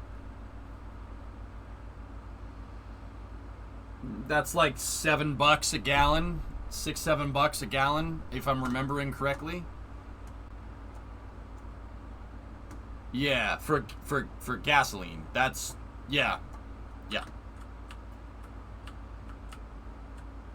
Yeah, that's not ideal. Here, guys, right now, I'm paying about it's $3 a gallon, so I think that's like 0.9 a liter, I think. 90 cents for a liter, I think is where we're at. Nice, PC Tech, that's good. It's $3 a gallon in the city, which we're at like 189. Lucky. Anyway, let's keep going. All right, now this truck should handle a lot better than the blue one did. And I kind of don't want to crash this truck now, but it's all right. All right, let's see if we can run some front fender flares to keep the tires out. You think I should quick ratio it, Prof? We could do that. Yeah, let's do it. So quick ratio steering basically means, like in a car, you have to palm it when you're going around a corner. Quick ratio steering is something that race cars have. That basically means a 90-degree turn on the wheel from 0 degrees, 90 to the left and 90 to the right is lock to lock. So that's the tires all the way to the back, all the way to the front. Quick ratio, or all the way to the left, all the way to the right. Quick ratios are used in drift cars. Drift cars have quick ratio, and then they have the lock to lock is like this on a drift car because they need to basically be able to drive the car when it's sideways, so the tires need to point like almost 90 to the right and left. The lock angle between left and right full lock on a drift car is crazy. But you also need to be able to control that a little bit better too. Denmark has it rough, $2 per liter. I'm sorry, man, that sucks. Nice, Draco, there you go. It's $1 in the Great White North, jeez. So, quick ratio will basically make it go lock to lock more, but the lock to lock will still keep it, yeah, see, there's quick ratio drift, and then just regular quick ratio. Let's see. Let me see. So this is 90 degrees, 180 degrees, 270. Yeah, so 900 degree lock to lock here. That'll work. I don't want to put power steering on it because it'll rob it of power, but we should be able to... I should be able to get a little less force feedback in the rims. It should be a little easier. Nah. Power steering is parasitic to the engine. Because the engine's turning a hydraulic pump now, some of the engine power is robbed because you're turning a hydraulic pump. I'll go with a manual box here. Jeez, Cletus. Yikes. A manual box should be fine. We can close that out. And now I kind of have to tune the suspension. Is electronic power steering a thing? Yes, Creation, it is. That's actually a newer thing, believe it or not, like in the last 10 years. I mean, Tesla has an electric power steering. Because there's no, what are you going to have? An electric motor spin a hydraulic pump? That's dumb. Why don't you just have an electric motor move the steering column? It's assisted. So yeah, that definitely, yeah, Electric power steering is a thing. A lot of cars have it nowadays. So the engine doesn't get, so the engine works on moving the wheels more and making the tires spin and not losing things like, not losing power, or not having parasitic loss. But then again, you know, a modern car has air conditioning. You have to spin the alternator. Air conditioning, the alternator, power steering pump, water pump, that all is parasitic. The engine is using some of its power to move all that stuff. That will rob you of horsepower. Race cars find other ways to do it. Tesla, you don't have an engine to move that stuff, so they, you know, they have electronic assists.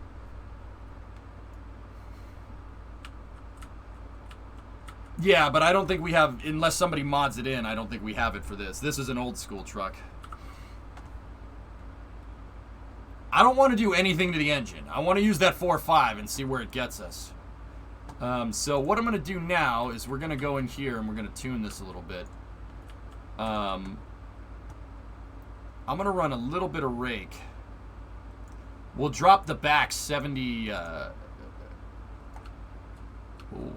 yeah, man. We'll drop the back 70 mil. Or no, that's 700 mil. No, I'm an idiot. 70 mil. 70 millimeters. Yeah, that's right.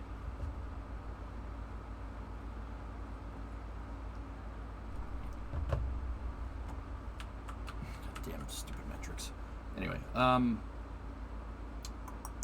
we want to lower the rear. Oh, geez.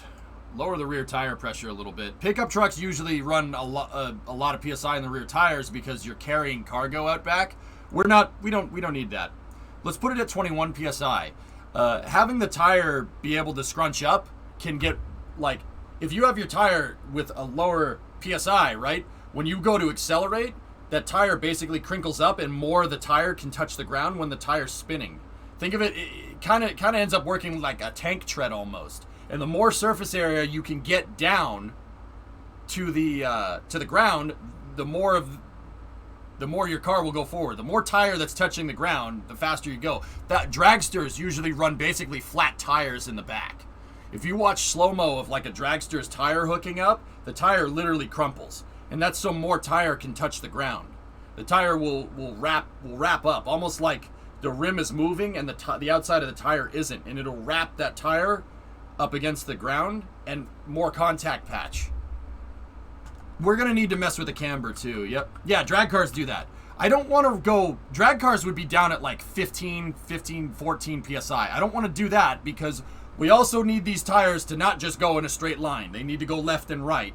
I mean, to an extent. Those tires don't steer, but we're still going around corners, and we don't want the tire to shift left and right, like I was saying. That's a reason why you'd run low-profile tires, right?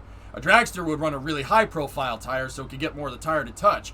But if the tire's going in a straight line, you only need to worry about it shifting left, front and back. When you're going around a corner, right, you don't want the tread and the rim to be moving like this. That's bad. That's bad. That will ruin handling. So we don't want to go too bad. We don't want to go too little out back. So I'm probably going to run 24. We'll try 24. 24 should be good. 28's up front. I mean, we're driving all tires, so I'm going to go 24 all around. I mean, this will change. This will change a little bit because there's not as much weight over the rear tires as there is over the front tires. So these we might want to run a little bit more in the front because the front tires also have to hold up an engine. Last, okay. I finally got my first dose of vaccine. Yeah, Draco, that's good. Mm-hmm. Yeah, exactly. Yep. Yeah, exactly. You see that, Ponzista? You see all that tire wrapping around the rim and all of it touching the ground? That's how you get grip on the drag strip. Concrete, 17-month resub.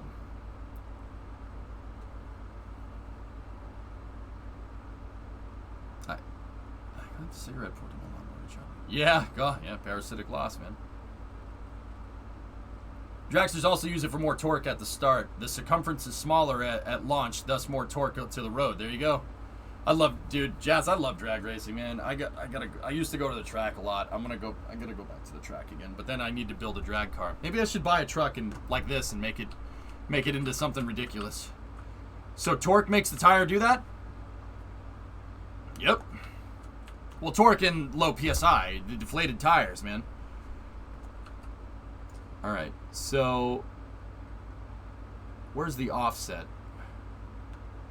We need the rear wheel offset at back. We want to give this a wide boy stance. Let's move it 20 mil out, see where that gets us. I want this tire, basically I want the edge of the tire to be in line here, so let's offset that as much as we can. There we go. Yeah, it's not filling it all up, but it's damn close. Have you ever go to Spield World on Bithlow? No, Juice Spot. EJ Cletus collab when? Roblox, I'm not worthy of Cleater. Not yet, at least. If I showed up in this truck in real life, then maybe, you know. Could a NASCAR do hill climbing? NASCARs are heavy, T-Man. They wouldn't handle the corners very well. They'd be ultra rigid, but NASCArs are heavy because they're designed to be rigid at high. Well, not rigid. They're designed to be rigid, so they're a heavy car, and they're designed to go around like a super speedway or something.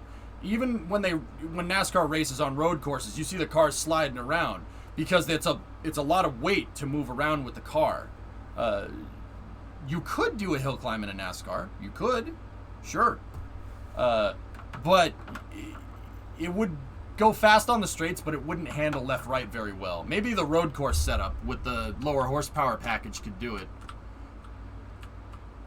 You could. Oh, I mean, it would be a great way to gain exposure. Yeah. Yeah, if it was a hill climb in a straight line, then yeah, sure, it'd be great. Actually, a guy that streams on Twitch, he doesn't really stream much anymore. Rob, the Chair Slayer, another Hoonigan guy. He did Pikes Peak in a NASCAR. Yeah, he did Pikes Peak in a NASCAR. It was pretty rad. He did that. He converted a NASCAR into a hill climbing car, which is pretty awesome. NASCAR is gross. You shut your mouth. NASCAR is amazing. I don't want to hear it. I think everybody wants stock NASCARs back too, yeah. I understand what you guys are saying. Yeah, there you go, Leroy. Mm-hmm. Yeah, NASCAR's, yeah, it's definitely better than it was. Here, I gotta save the configuration. Frank the Hill Climb Truck.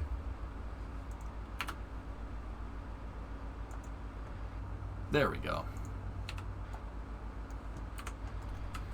This is Frank.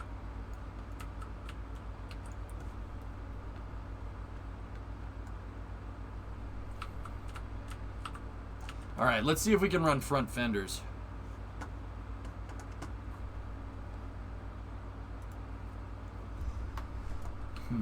All right.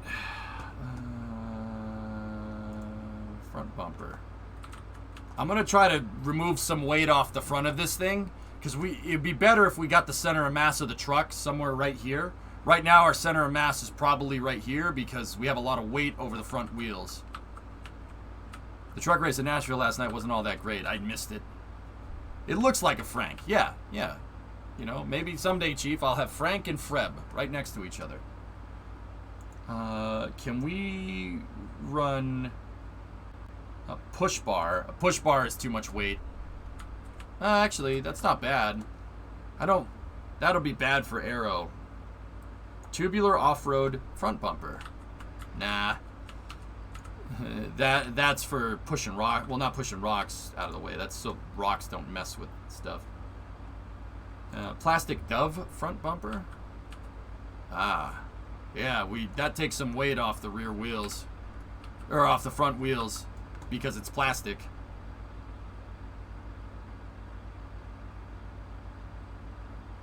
Bull bar. That's kind of cool, but we should go with the plastic front bumper. I don't think we have a center of mass indicator, Cletus. I kind of wish we did. That would be really cool. Air dam? Oh, no way! You can run an air dam on this. So an air dam basically prevents... Oops. Oh, I went into first person mode. I forget how to get out of it. Yeah, there's a first person mode in Beam now, by the way. They added that with the last patch. There's an option for seeing center of gravity in the debug menu. No way. Really? I don't know where the debug menu is, Python, because I'm an idiot. You should build the Sonoma. I mean, this almost is that, goalie. It's very close. I mean, this is a not a mini truck. It's a light duty truck. I mean, Leroy, yeah, we would need a smaller engine. It's in the escape menu.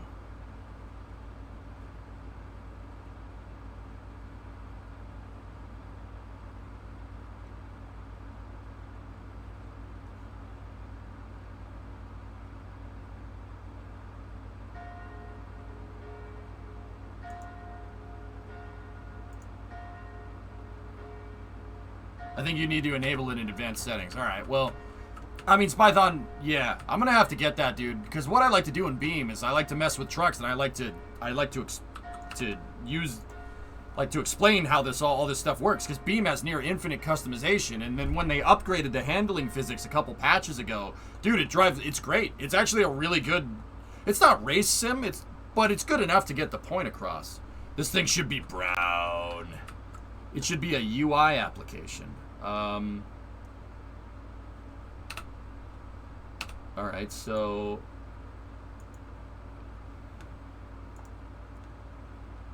no, I don't want... Oh, that's the console. I don't want that. We can unpause the game.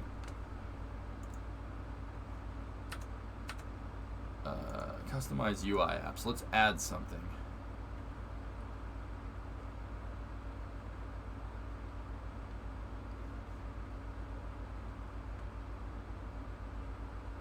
Beam isn't beams, it's aluminum tubes!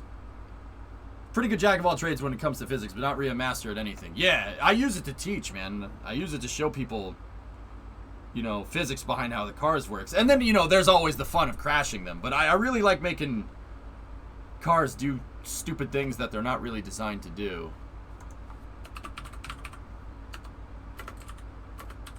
I don't know why caps lock is on, but alright. Weight distribution? Where? I already have weight distribution up right here. Oh, I mean, this is good enough. So we have 1,300 over the rear wheels and 1,000 over the back wheels. You can see that it's the front left is taking into account the driver.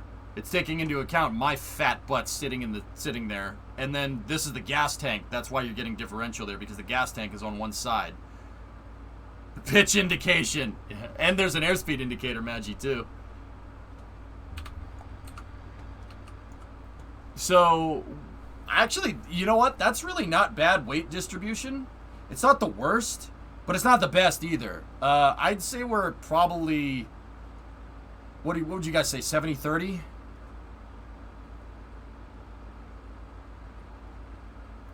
Options, user interface, enable advanced functions.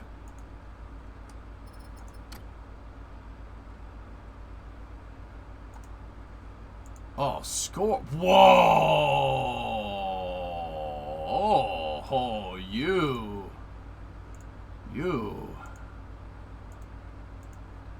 No way. Oh! Bro! Wait, is that center of pressure? No way. Aerodynamic debug. Oh, frick you. Oh, you shouldn't have showed me this, Python. Oh, you should not have shown me this. Oh, no. Oh, that's bad. Actually, dude, our center of gravity is not too bad. That's actually pretty good. That heavy-duty axle and a full tank of gas is really bringing it back. But, just like an airplane, with your center of lift and center of mass, you want your center of mass to be in a certain spot. Ideally, you want it to be equidistant from all four tires. That's where you want it to be. That's not bad. Actually, that's not 70-30. That's like 60-40, which is pretty good. That's pretty freaking good. Let's see if we can mess with this. Here, I've actually... Spython, give me a second. Does messing with the fuel volume actually change this? Because the gas tank is underneath the pickup bed. If I apply that, does it move? It moved! Oh, dude, I didn't know that Beam was this good. I knew Beam was good. I didn't know it was this good. That's really cool. I want to run... Yeah, it moved it back. I want to run a full tank of gas so we can get more weight over these rear wheels. But... whatever weight we put over the rear wheels, I want to make sure that we keep it low. Like I kept the spare tire back here because that's more weight. Now I'm wondering if we could run a center gas tank here. Hold on. It's just gasoline. See, gas tank's on one side. Now that tells me, because the gas tank's driver's side, that 1388 right there and 1130. Why is it running more over the right rear? Huh. That's bizarre.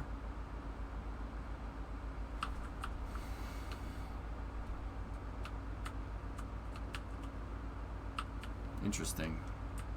What about moving the gas tank to the passenger side? I don't think I can do it, Cray. It's not giving me the options. I wish. I wanted to run a center gas tank.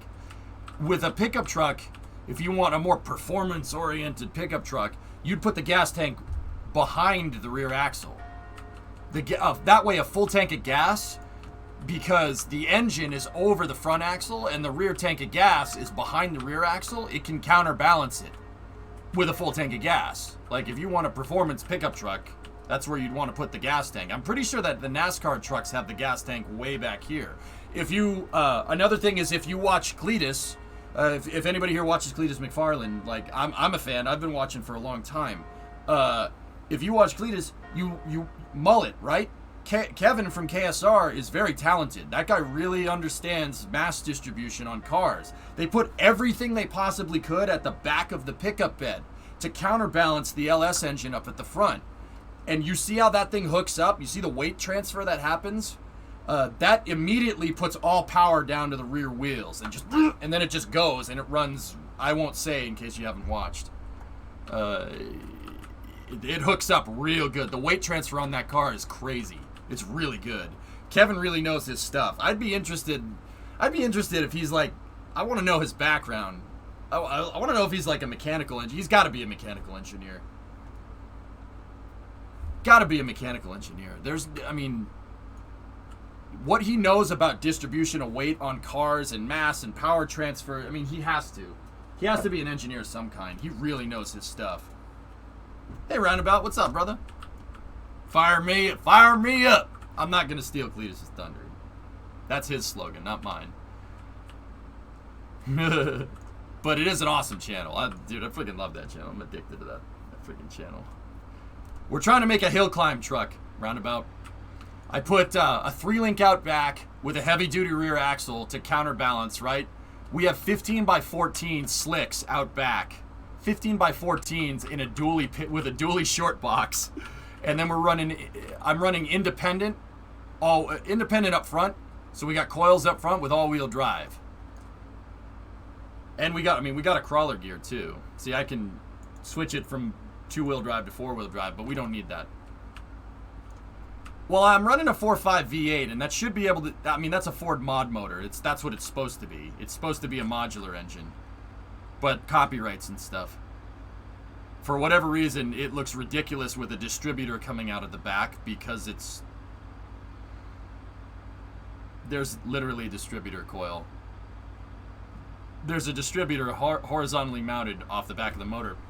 Yeah, I never noticed that. That's supposed to be a 4.6. I'm not sure if that's going to be enough to move this, but hill climbing for time, dude. Yeah, no, my hill climb course goes all the way up there. That's where it ends, up there. In the stock truck, we did a 4 minute 27. Now I'm really going in and I'm upgrading everything. Yeah, roundabout, just like with Kerbal, right? With Kerbal, you can, I can use this to teach. Like, Spython, a viewer in chat, showed me the center of gravity. Look at the weight distribution we're running.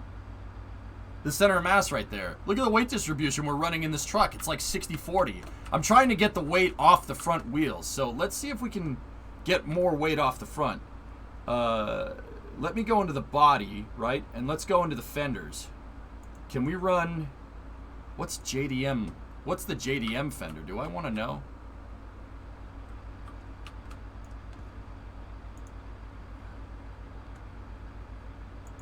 Wide front left? That's cool, but also it has some texture problems because it's a mod. If I wanted my pickup truck to look like it's made out of silly putty, that might work. Where did the fender go? Wide off-road late left fender. Yeah, no, I'm good.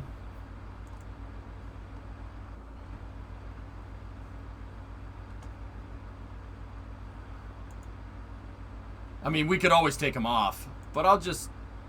Looks like the Griswold wagon. It kind of does, doesn't it? What about the drop down on the fenders? That's mostly for trim. Oh, we could take the wings out. You could take the inner quarters out. Yeah, we're doing that. Or we can run... Oh, Dove, you can run plastic. That should move our center of gravity even further back. Oh, we can run flares. Oh, excellent.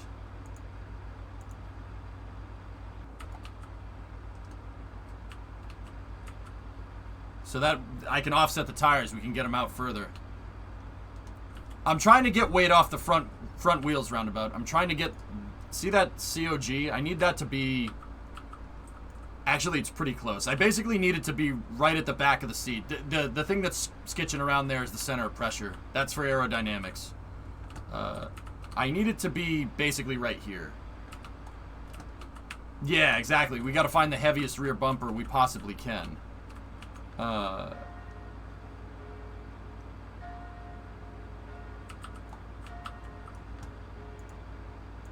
get that off of there.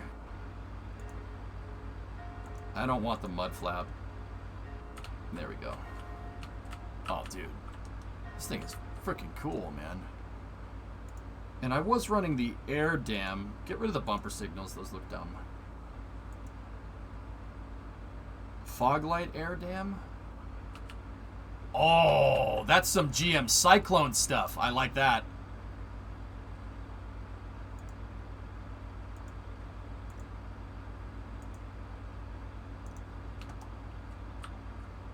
See, this air dam is going to keep aerodynamics from keep air from getting underneath.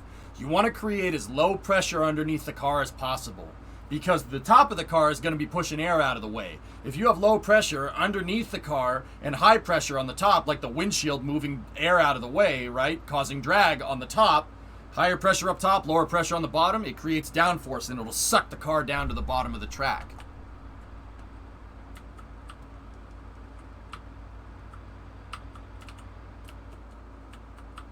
You know what? I don't like the fender flares, to be honest with you, but let me move the rim out. Let's close that all up. Go to the right fender antenna. No, I don't need that. Right fender flare, body colored. Yeah, this thing's actually, we're kind of channeling some GM Cyclone here. GM Cyclone is an S10 that General Motors decided to basically go ham on, which is still one of the coolest cars that I've ever seen. Right kicker, no, we don't need that. Dove right inner fender, that's fine. We'll run the...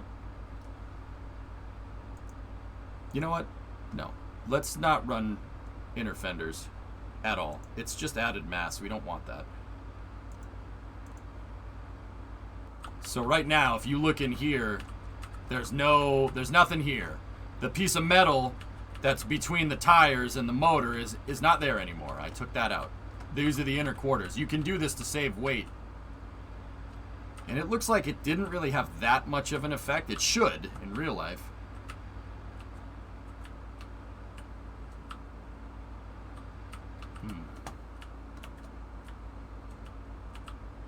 I was considering running a dually rear end on this thing, but it's alright.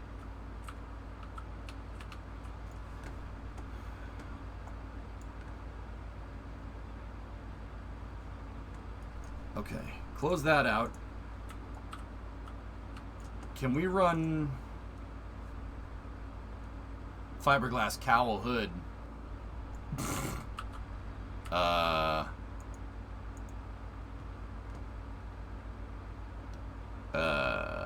Yeah, about that. Let's just... There we go. Did that change? Oh yeah, it's moving it back. The center of gravity before was just out in front of this line here, but that did move it back. You ever see that TV show, EJ, where they have the supermodel old body Mustang? I mean, I'm sure, yeah, somewhere. I'm sure I've seen it, dude. I go through a lot of content like that. Can we run running boards?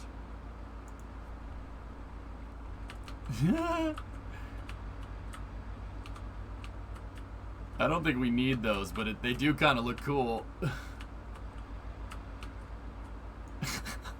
Can I keep the running boards? Can we keep the running boards, chat? No, those short running boards look stupid. That's the closest thing we're gonna get to a body kit on this thing. Air horn when? I can do that. I can change the horn. What's the horn sound like now? We can change the horn. Don't worry. Debadge it. Discovery, go at throttle up. Bedliner for weight app, we could do that. We want to add weight, but you don't want to add too much weight, because too much weight, then the engine, your power to weight ratio, the engine won't be able to move the thing, and we're already running a super heavy rear axle. Roundabout's talking about Tokyo Drift. Oh. Maybe guy bought that car or something, Jason, who knows? Yeah, we'll run the automatic for now. No. We need old steering wheel. What's that steering wheel look like? Oh my gosh. Yeah, about that.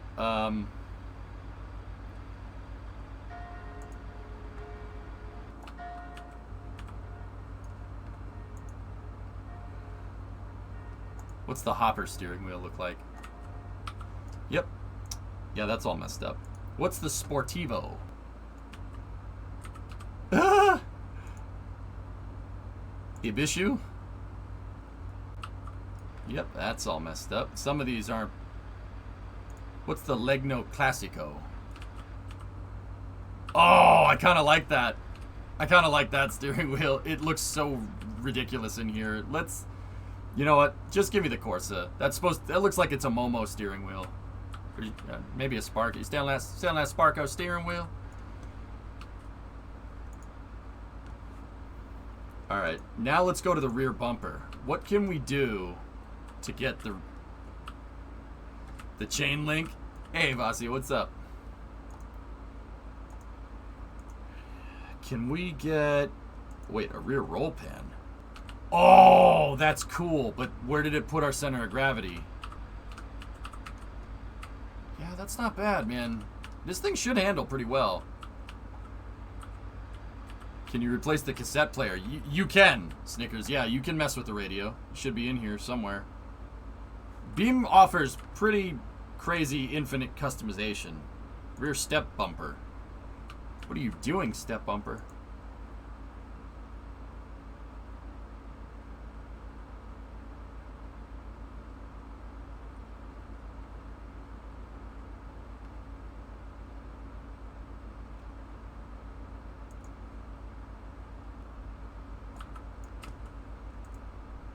Yeah. Now I want to play Beam. I don't know anything about vehicles. Doesn't matter. Have some fun with it.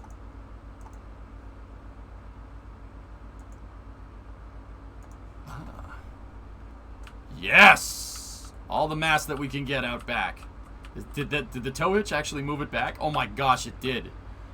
It moved it back. Yes! The tow hitch and the rear bumper. Yes! Awesome. Our bed cover's in the game. Oh, yeah.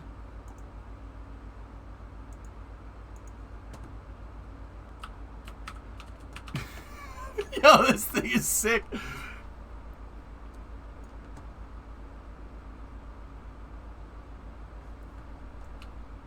Wait, in the tailgate, if I'm remembering right, can we do this? No, debadge. Debadge. Debadge all the things.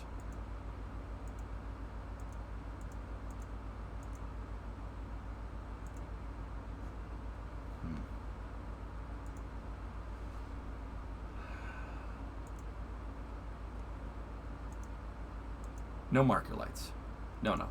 No marker lights. Screw that. Last, please. What's up, Tars? A black bed cover? Would changing the seats help? Not particularly. I mean, for driver comfort, yeah, that bench seat is probably not going to do you any favors. When you go around a corner, you're just going to slide to one side. So we should probably change the seats just for realism's sake, I suppose. Oh. Wait. Yo, that's sick.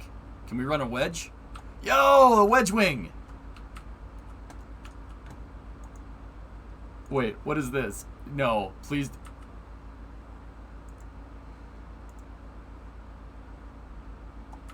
Hill climbing truck, Luizo. Oh my. Yeah, see, look.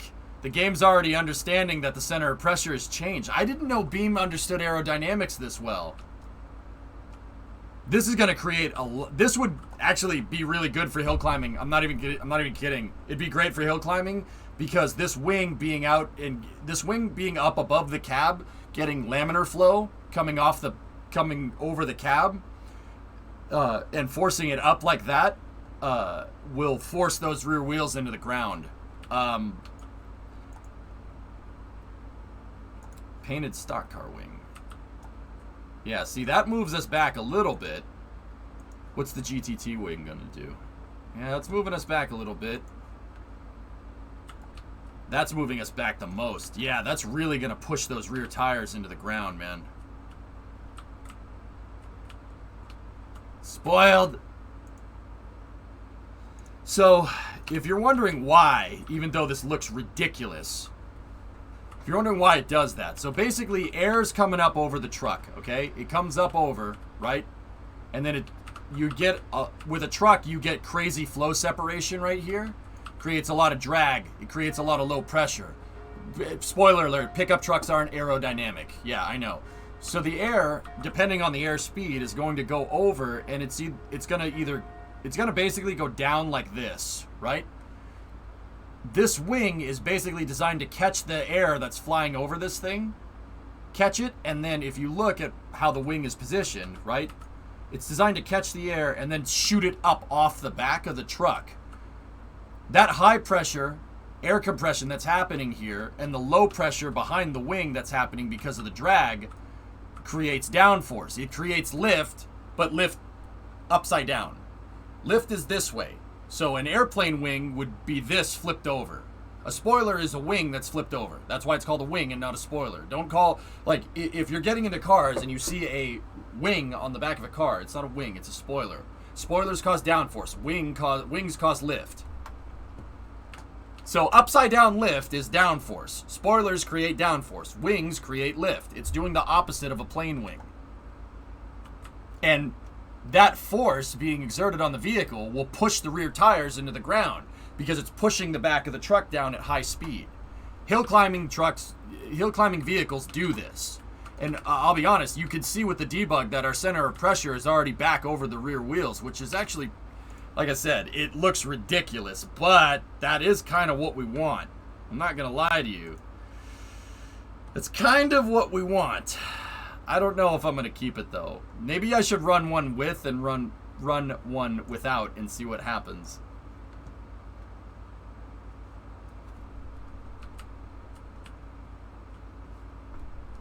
See if it has the cover that comes off the cabin roof. So, Louisa, what I could do here is we could get rid of that, and then we could run a box. We could run the camper shell if we wanted to, and this would create drag here, but that's not necessarily forcing the air up. This is just forcing the air backwards. This is just going to create drag. That'll just slow the thing down. Like the flat back of the space shuttle with the engines on the back, and like what we did on Jebstar. This will just create drag. That doesn't work. It's not ideal. Now keep in mind, drag is not very good if you want to go fast at high speed, but also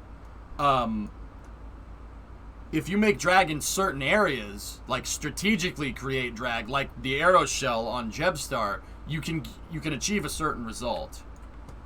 You can achieve whatever result you want. I don't think we could put a wing on the camper shell. We could put hay out back. Yeah, hay, it turns out, is probably not very aerodynamic.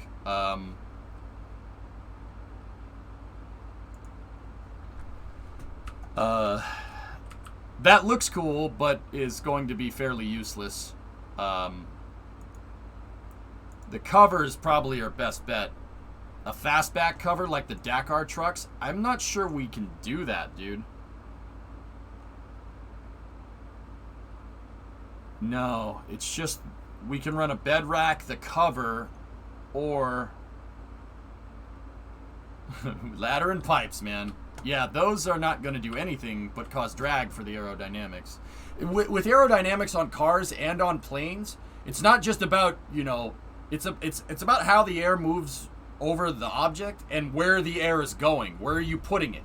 You can move air in different directions strategically on cars to get a better handling result, depending on what you're trying to do. Yeah, it's the redneck spoiler. That's right. I think I'm gonna run this with the see, that's a wing designed for dragsters. A wedge wing like a stock car probably would be better. This will just push the air straight up. But you're going to get some air that goes off the wing this way, and you're going to get flow separation that way. That's why that GTT wing, right, has these things on the side. Because the air, with any aerodynamic surface, you don't want air moving this way. You don't want it moving sideways. Airplanes have what's called a wing fence on the wings, to make sure that the air moves over a swept wing like this, not like that. Moving the air like that, it creates vortexes off the back of the wings, and then the air will kind of swirl off the back. That creates super drag. How do you feel about Mazespin? Yeah, he's there. He exists. So that's a rallycross wing. That might be too much. That's going to cause too much drag. Let me go with the carbon fiber wing. Actually, let's go with the drag wing. Let's see what... Yeah, see, that'll do it. See, this is minimal pitch angle, so it's designed for higher speed, but it's going to create a lot of drag underneath here. This basically takes the drag, the natural drag that the back of the pickup truck makes, and uses it to push those tires into the ground. I'll run that one. That should do it, and it's moving our center of pressure back. It's not as much as it would be with the hill climbing wing, but it's almost there. Are you going to go fast enough for it to really matter? I'm not sure, Jason, but it's carbon fiber, and it'll move the center of mass of the truck a little further back, so it could work.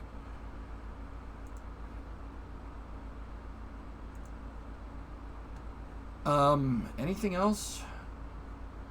I think we are good to take Frank the hill climb truck out for a spin. Now keep in mind, I didn't do anything to the engine here, guys. I didn't do anything to it.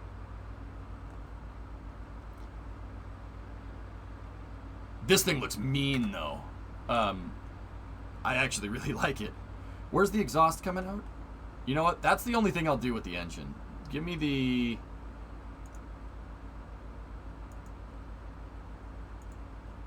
What is the V8 exhaust flanges?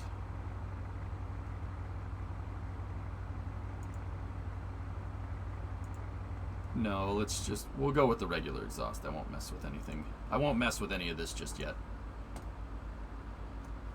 Jason, I want to do, this was supposed to be suspension and exterior. I'll do engine for stage 2 of Frank the hill climb truck. All right. Get your timers out. Yes, Python, that's more performance stuff. We'll side dump this thing in a second. Let's do the hill climb circuit. So, if you're unfamiliar with the hill climb circuit, basically we're going to start right there. I'm going to turn the UI stuff off for a moment.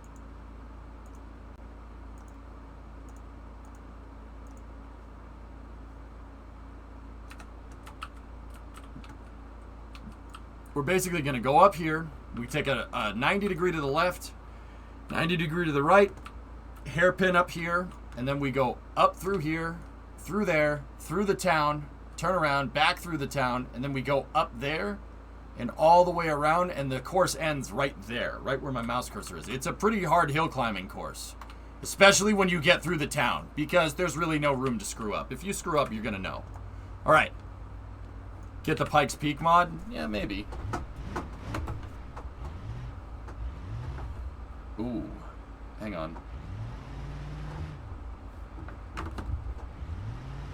Oh, jeez. Yep. Just as I thought. We're really having some trouble with that rear end. This thing doesn't move that rear end very well. It's a heavy-duty rear end, and we're running huge rims. Yeah. Send it. Get the timers ready. Let's do this. So the last time to beat is 4:27:56. Ready? We're in park. Let me put pedal cam back on. Let's see what our upgrades did.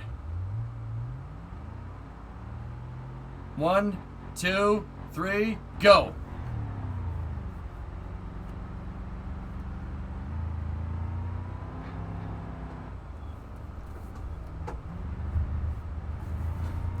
Well, I'll tell you, this thing is handling a little bit better. I did nothing to the engine. This is still running the stock motor. My fellow Americans will probably hate me for this, but yeah. The motor is fine. The motor makes enough power as it is. You don't need a bigger engine. I mean, we'll probably put a bigger engine in it because send it, but yeah, you don't need a bigger engine. This is fine. I mean, it's sluggish just a little bit. This might need some performance variations to it, but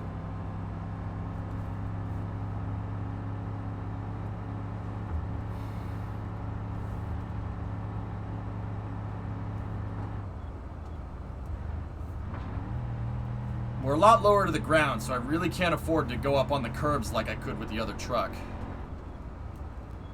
But so far, this thing is handling great. We have really good 50-50 weight distribution, so it really doesn't want to understeer. That's what it's supposed to be. Concrete, yeah, it's supposed to kind of look like that. Yeah, you're not wrong, Jason. I mean, this thing's handling like a dream, though. I didn't even upgrade the engine.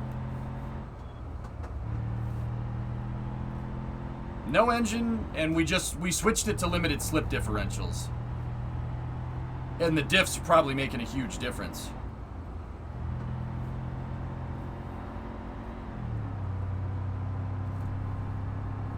Yeah, we could probably do with a little bit more power, but we don't want too much power. We don't want to break the rear end loose. But then again, running a 14 wide tire, we're running like 345s out back. We're probably not going to do that, even with a much more powerful engine. But this is still a lot better.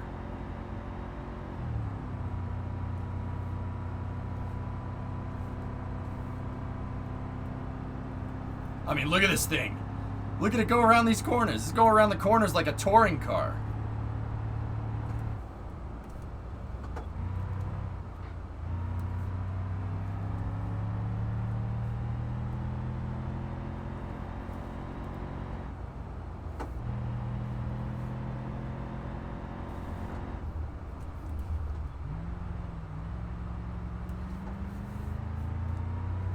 No, it doesn't have ghost car. That would be kind of useful, you know. Dude, look at it. Look at it go around these corners. We have almost 50-50 weight distribution in a truck. How did this even happen?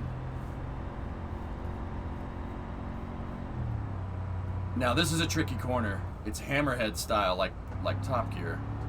It's reducing radius right, and then a chicane immediately back to the left.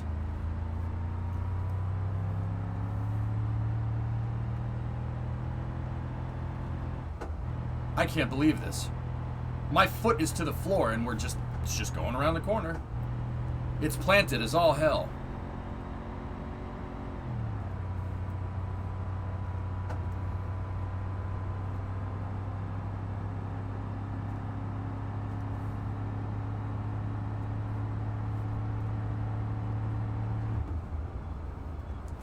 Let me gas out of this corner and see what it does. Yeah,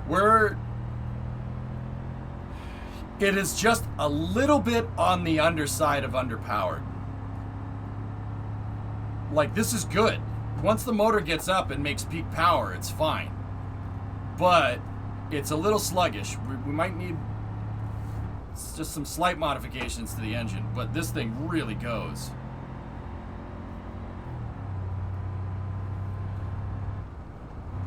I mean, look at it go around the corner. You gotta be kidding me. All right, get ready. In 3, 2, 1, stop. Oh, I screwed up. Mine says 8:51. 4:23. Not bad. 4:23.78. Not bad. We shaved a good amount of seconds off there. We didn't even change the power.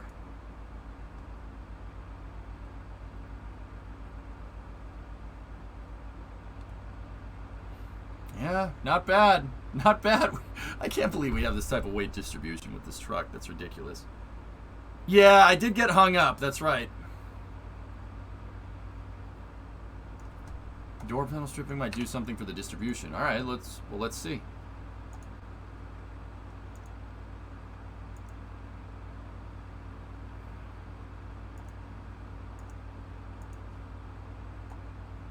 All right. Here. I mean, that was pretty quick. 4:23 was quick. I'll be honest with you, that's not really the gains that I absolutely expected, but this thing is planted around the corners. It could do with more power now. But it was real good. Yeah, I think so, Disciple. You know what? You know what, fellas? I'm not going to do a change. I'm serious. I want another run at it. I didn't know how the vehicle would handle. So max torque tuning at lower RPMs. Well, hill climb, it's not just about the tuning, dude. How does this... Well, that's not gonna end well. That's fine. It has a front diff, Spython, yeah. I'm running a 355 independent front. Pow, pow, power wheels.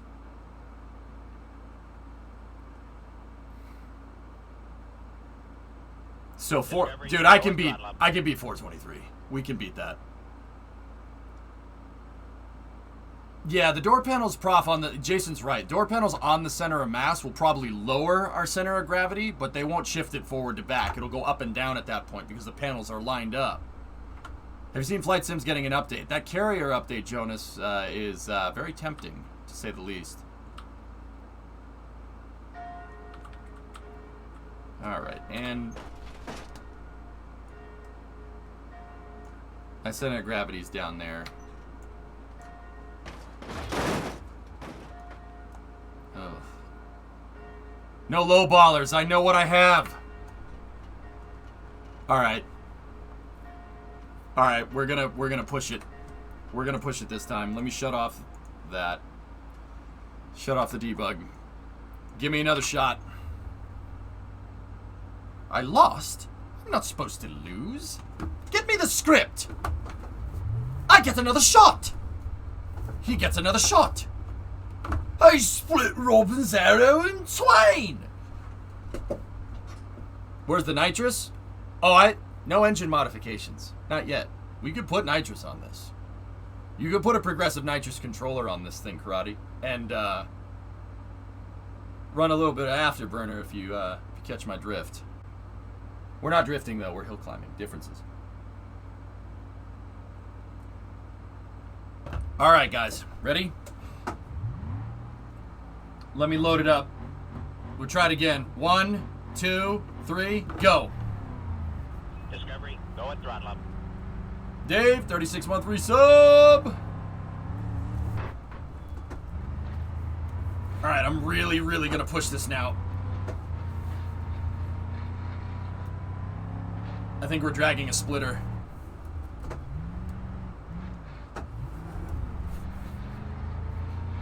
Yeah, we're dragging something. I think the splitter may have come off.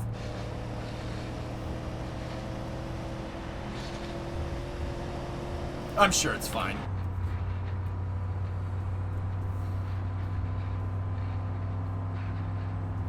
Dark Days, no initial D? No, I'm good.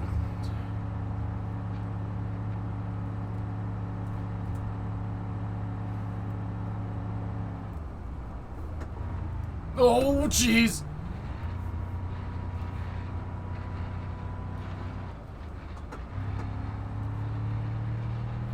Looks like the hitch is bumping.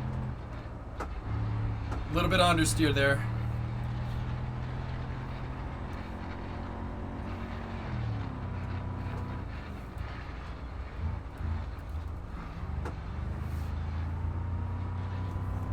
I'm just gonna do the right thing and pretend that that noise doesn't exist. Dude, I'm gonna gas it. I'm gonna gas it through here. This is a tight corner on the cobblestones. We might. Oh yeah, we lost traction a little bit. No, I wimped out.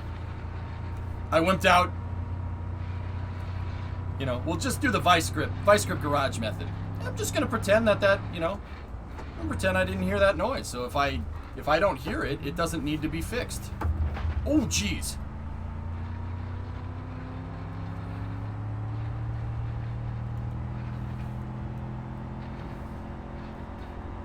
Give her all the sauce.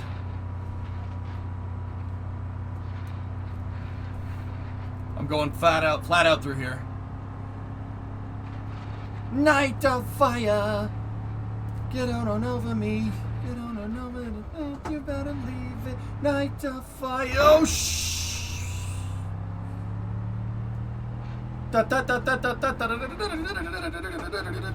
Welcome to the Frozen Dome. Welcome to the famous disco night. I don't want to get DMCA'd, so I'm gonna change the lyrics up.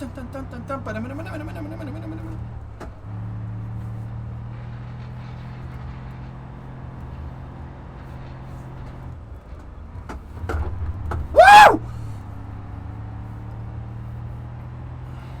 Hey, the grinding noise went away. Mind drive, it's planted as all hell, dude. Look at that. Did you see that? Pickup trucks can't do that in real life. That's not how that works. At all.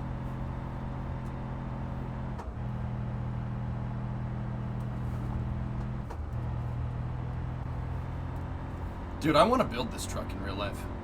This would be amazing.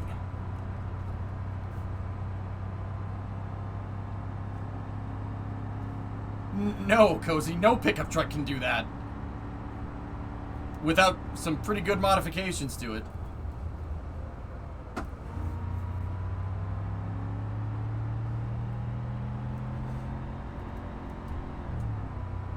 Wouldn't that be something, Jason?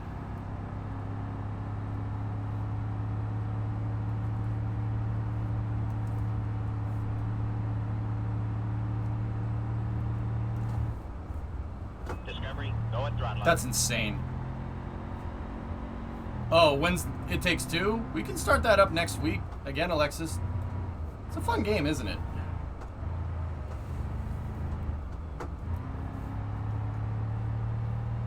And stop. I got 415. 415, man. Now that's the time I was expecting. 415, dude. We knocked almost 10 seconds off. This thing is beast. I love it.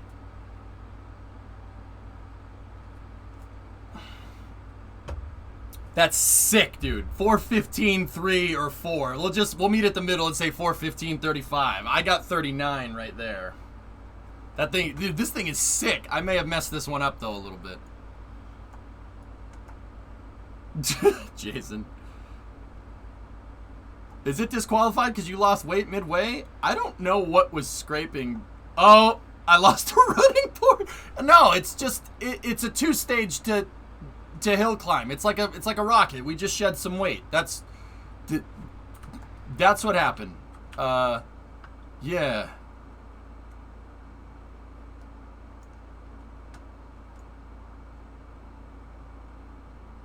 Yeah, we had drop tanks for extended range, weight, speed holes.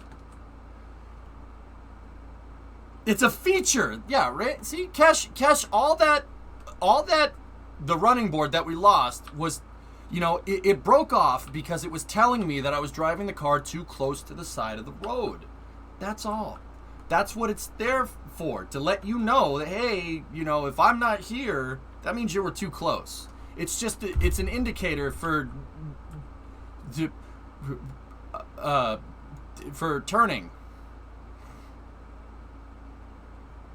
You cut the track? Oh, CT, man, don't give me that garbage. You know, No!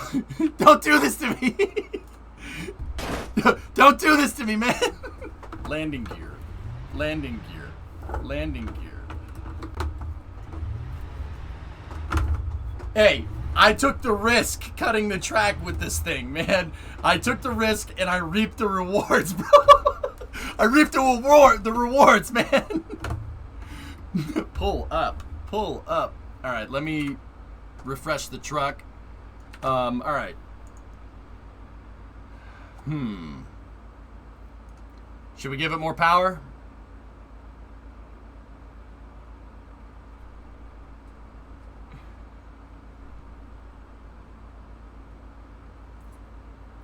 We don't want to give it too much up front, Hibbit, because we need good weight distribution. If we want the car to keep handling the way that it is, here, let's see what types of engines we can put in. Let me shut pedal cam for a second. That was sick though, 415. Turbo diesel. Let's roll some coal. It's too heavy, man. What engines do we have?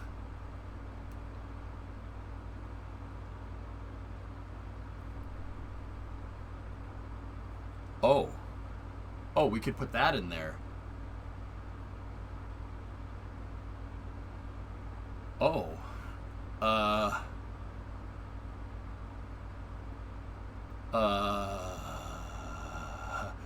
Yeah, Leroy, you know what? We'll stick with the 4.5 for now. Dude, I didn't realize that Barra thing that I downloaded. You could put Barras in there. Here. Let's just... Here. It's running a... What is it? A 4-speed auto? No. Let's just mess with the transmission first. I want the engine to... Because, you know, with hill climb, you think, oh, we need more power. I want the engine to be the last thing that we change. I want to change everything else to see if we can shave off more time. A 6-liter diesel is too heavy, Alexis. It'll screw up the weight distribution on the car. We already have 4-wheel drive, Luizo. It's all... This thing is running all-wheel drive. See the indicators? Let's... 3-speed race automatic. That's supposed to be a power glide. Let me put a 5-speed manual in this thing. 5-speed manual with a light flywheel. If you lighten the flywheel is what the clutch pushes up against for the manual transmission. If it's lighter, the engine doesn't have to... You don't need more power to spin the thing if it's lighter. Hill climbs have 1,000 horsepower for a reason, though. Yeah, but I think we can make more power with this engine, but... All-wheel drive transfer case. Excuse me. We can run full-time all-wheel? No way. Yeah, I want to keep it... We'll keep it full-time all-wheel. Now this thing is like a Skyline. Great. It's already running all-wheel drive, Spython. Yeah, we were running all-wheel drive from the start. It has limited slips front and back, running 355s. Limited slip front and back, 355s front and back. That's perfect. I kind of wish I could put it up to 373, but 355s will do us just fine. Oh, yeah, all-wheel drive. Yep, since you have the center diff. Yeah, all right. I mean, yeah, this is now. See, now this isn't a 4x4 anymore, because I put the all-wheel drive transfer case in there instead of the 4-wheel drive. 4-wheel drive means you can decouple it, right? All-wheel drive will save us some weight, right? And now, whenever I step on the gas, if it's in a gear, all 4 wheels are gonna spin. So now it's more like a Skyline or a Scooby. This map is just called Italy, Sarkozy. Yeah, just Italy. Our hill climb goes up there, through there, up there, and all the way up to the top.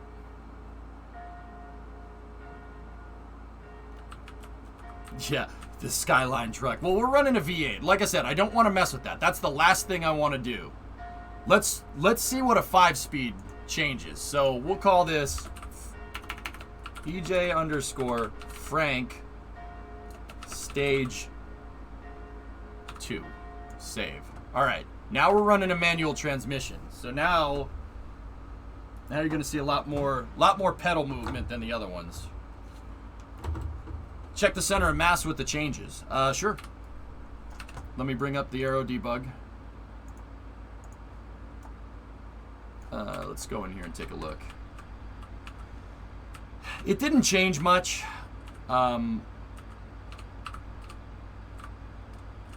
It might be a little bit further back now because, yeah, it's a little bit further back. The manual transmission is a lot simpler than the automatic transmission. Like automatic transmissions have all these valve bodies on them and stuff to get, you know, the thing to shift for you. It has all this extra stuff on it to get the thing to shift for you. With me, I have the lever. You have the shifty-do, right? Gear selector, I know.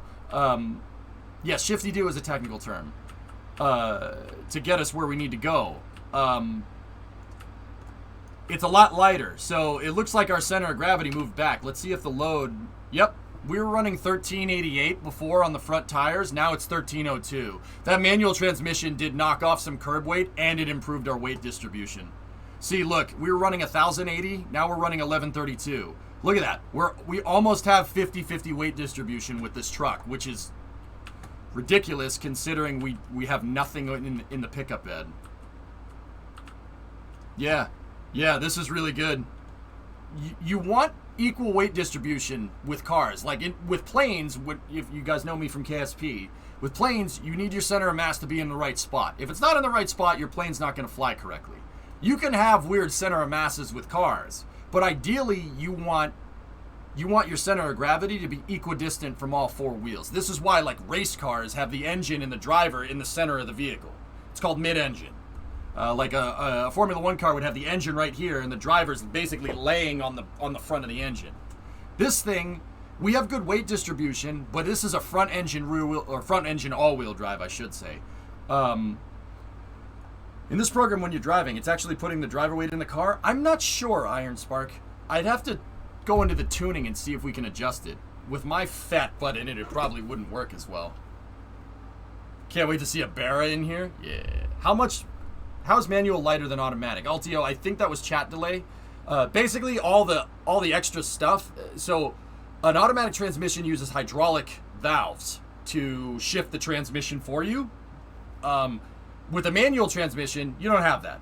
A manual transmission is you have a set of gears on a main shaft, and then you have a set of gears on a counter shaft, and those gears can slide forward and back on the shaft, and then you have forks and levers that just move those gears back and forth. It's very, very simple. Therefore, it's a lot lighter. I don't have all that extra stuff in there to shift it for me.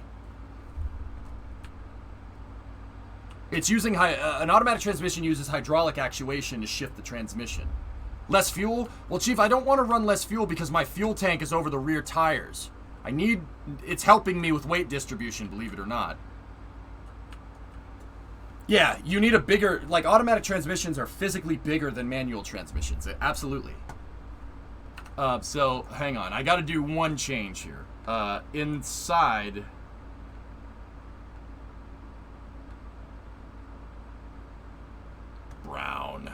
Brown interior.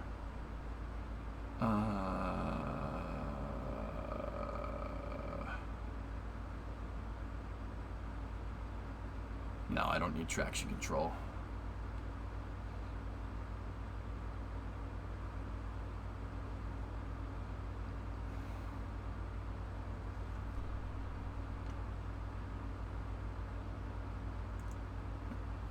We could lower our overall mass if we... Oh, no. I can only put a bench? Oof.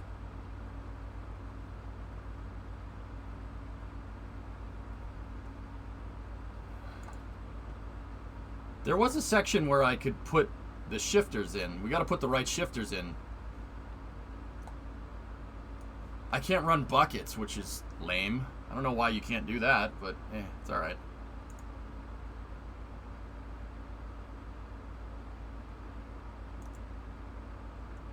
You could probably get a mod for it, I'll be honest with you. What's horn 10? No. Hard bass horn? Oh god.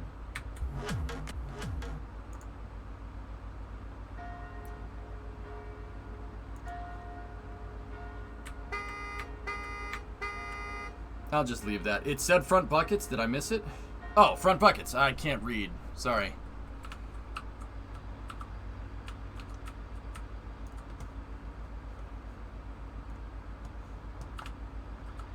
Ah, yeah. This is a little bit lighter because there's literally less seat. Where did it put the... Okay, front seats here.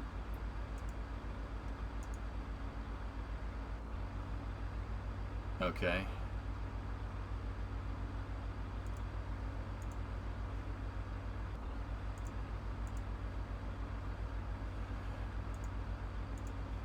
Cool. Ah, man. This doesn't look as neat. This doesn't look nearly as cool. I kind of like the bench seat. I thought that was funny, but this will probably save us some weight. Yeah, a little bit. I like the bench. Hey, I wonder if we can put like a center console in there or something to make it look not as stupid.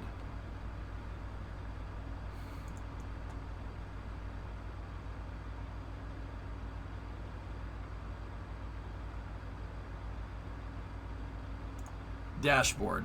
No. We need the manual shifter. Yeah, there we go. We don't need the range selector because we're running full-time all-wheel drive.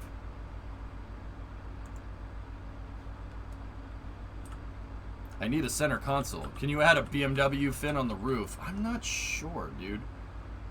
We could also cage this thing.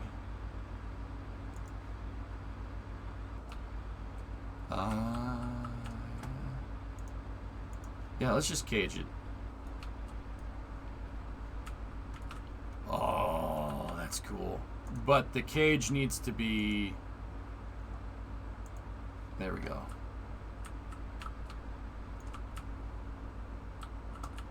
Yeah, see, this is a rigidity cage. See, it's going through the cab. I don't know how they got it to go through glass, but we'll just pretend that that's Perspex and call it a day. Plexiglass. I don't think I can really... Wow. Taking the seats out really lowered that thing. That lowered our center of mass. Look at it. It's really low. It's not on the ground, but it's damn close. That's pretty good. That's pretty good for a friggin' pickup truck, man.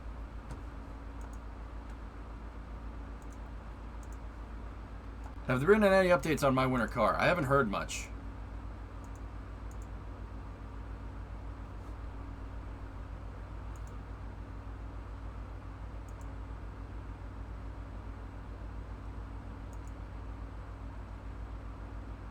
Side pipes. Laughing pipes.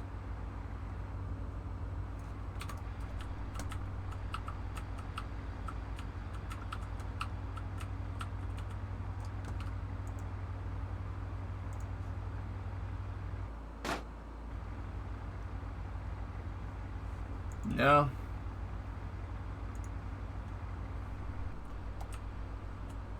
There we go. That'll work.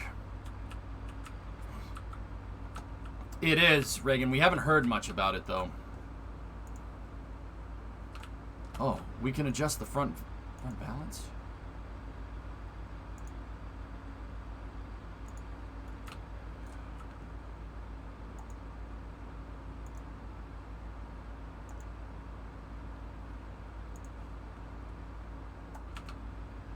Oh, sick!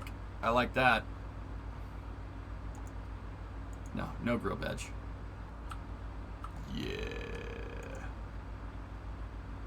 Chrome grill bars alternative. Yeah.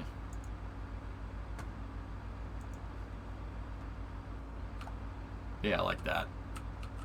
Delete the cat. I don't want to mess with engine upgrades too much. Just an exhaust. That's not going to make that much of a difference. Is that an EU plate? Well, I think so. And it looks really, really freaking weird here.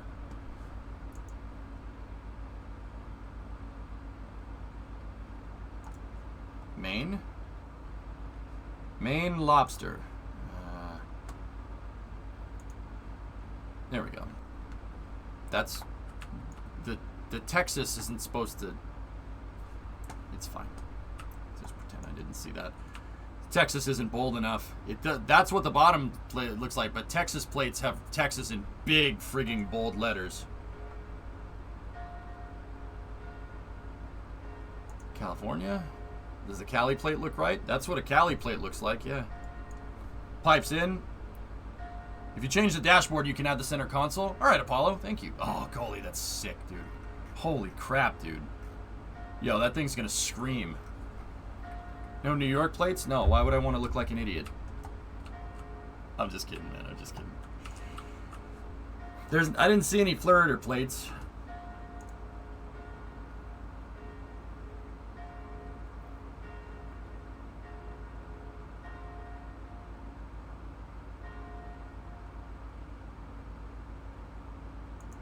Gabriel manufacturer design. Yeah, I'll just keep that one.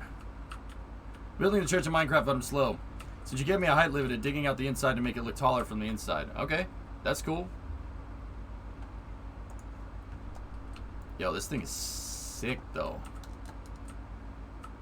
It's almost got 50-50 weight distribution in a pickup truck. How does that even happen? Still looking at selling it, probably? Why?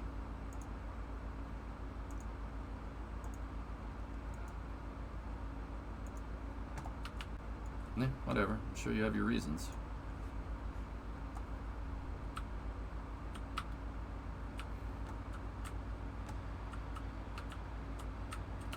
All right. So we got the 5-speed in there. Let me save this again. We put a 5-speed and a cage in it. Let's see what it does. All right, ready? Let me turn off the debug here.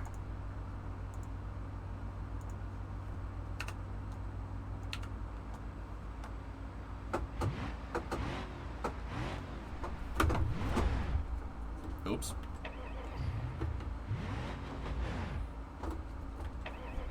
Engine's got no balls, dude. 4:15 is the time to beat. 4:15:35. That was the chat estimation. So, ready? 3, 2, 1, go. Ugh.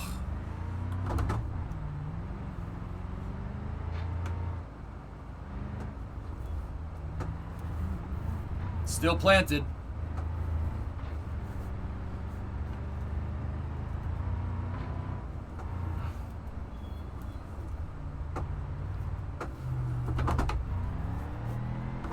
Yeah, I gotta listen to Apollo and change the dash. I will.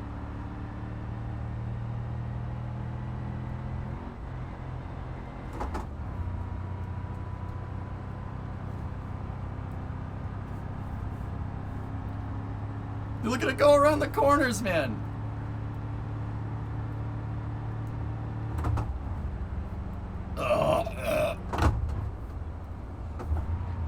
Oh, geez, we bounced the rear end a little bit.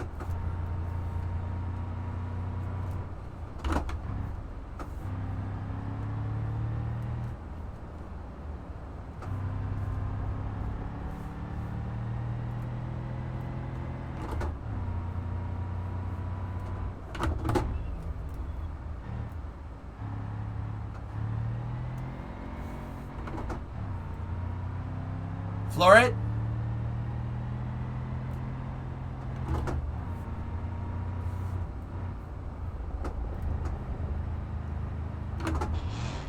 Ooh.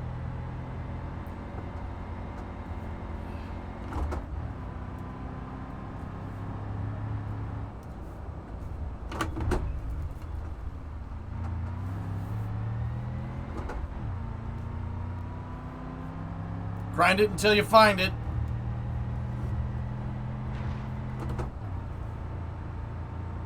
Discovery, go and throttle up. Josh, thanks, man.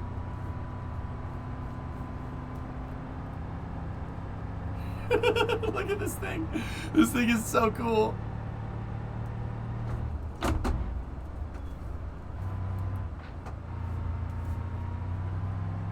No, Apollo. I want to upgrade the engine last. This has upgraded suspension and upgraded transmission, and obviously the outer kit. And then I put some components in certain spots to get better weight distribution, but I haven't done anything to the engine. What I try to do is show people that power isn't always the solution. It's all about application. So like with a dragster, yeah, more power. As much power as you can possibly make, and as much tire as you need to put that power onto the ground. Oop. But with something like hill climbs, you don't... I mean, you do need power for this, but you don't need a lot of power. The suspension upgrades to this truck knocked... Oh, crap. Oh, I could have done that better. The suspension upgrades to the truck knocked almost 10 seconds off of the time. Just suspension upgrades. Now with the transmission, it should be even more. I did lose time back there. This is probably going to be about a 4... It might be about the same, believe it or not.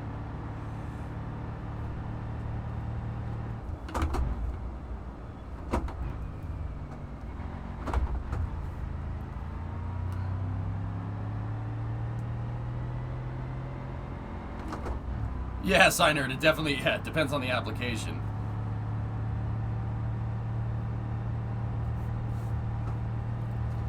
Dude, look at it go through this, though. This is unbelievable. It's a freaking pickup truck, dudes.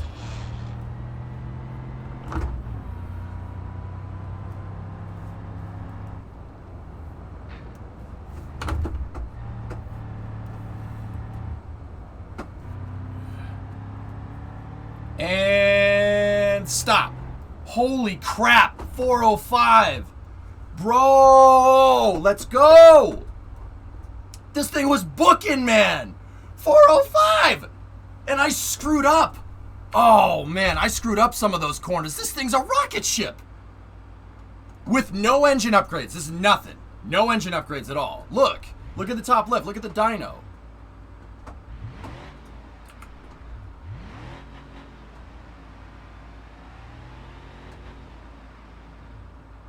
This engine does not make a lot of power. No, I'm running the same size tire, front and back. Yeah, Dark Naze, dude, we could get this sub 4 all day without any upgrades, just driving the car better.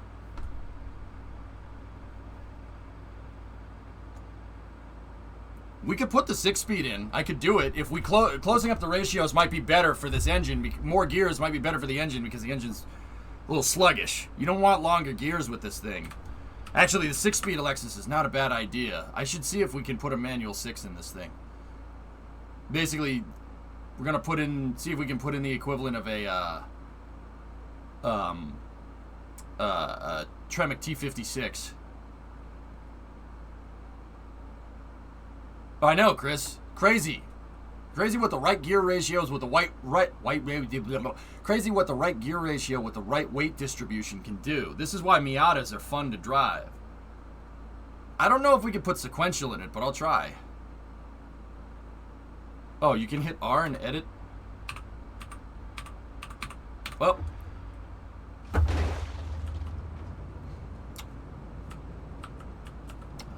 Yeah, Python, I'm just going to leave that there and just... Ooh.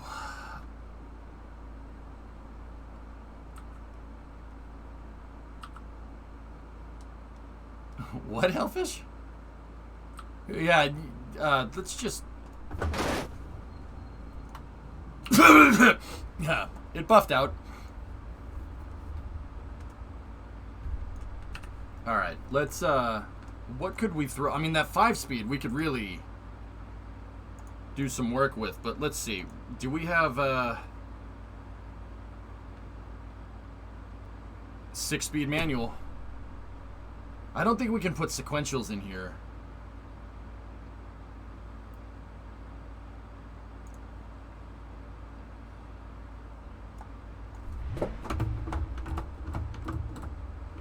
I'll race this with the 6-speed. Sure. Shorter gears on this thing actually would do us right. Let me shut pedal cam off for a second so you guys can see. Let's look at the ratios.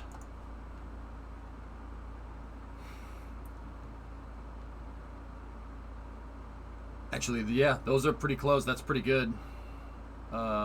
We might want to put in a little more camber on the front.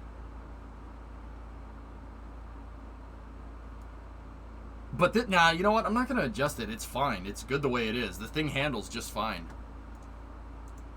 So, we're going to go with Frank Stage 3. And...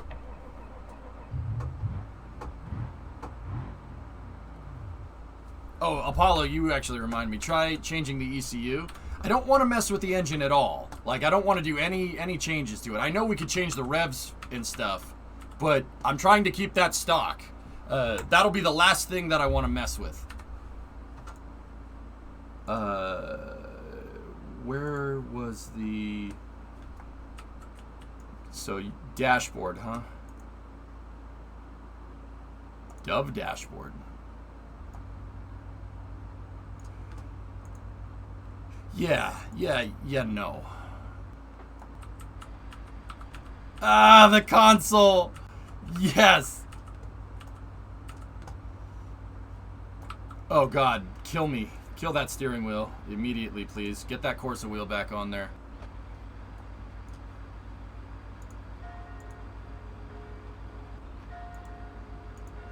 Put the manual shifter in there. There we go.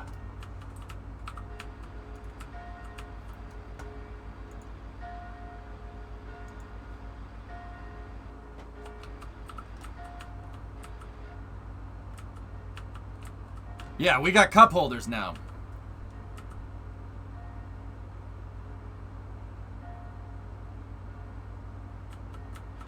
Oh, that's good. Hey, Elvis, you know what? You know what we'll do? We'll just change the formula for baseball to make it less enjoyable to watch. Good call. I'm sure that'll end real well.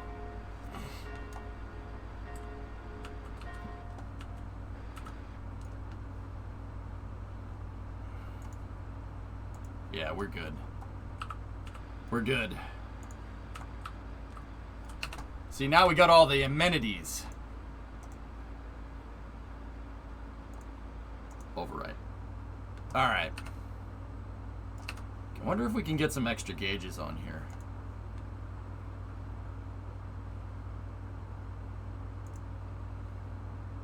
We could put a nav unit on there, I guess. That'll help. No Bluetooth? No. Fender lettering, light bar, roof accessories, roof rack. Hold on. What is the roof rack doing? Oh dear. No.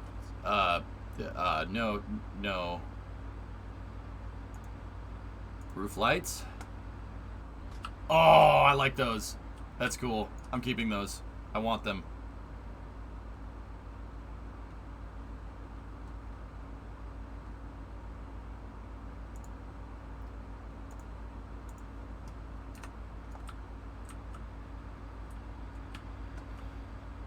How about them spin rates? Yeah. Yeah, spin rates. Sure. Hellfish, take a look at our weight distribution over there. Look at the load on the rears and the fronts. That's, not bad. Light bars are cool. SSDO construction later?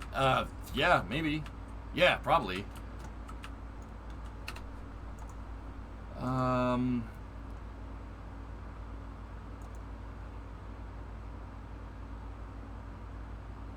Wait, we can put an 8-lug heavy duty?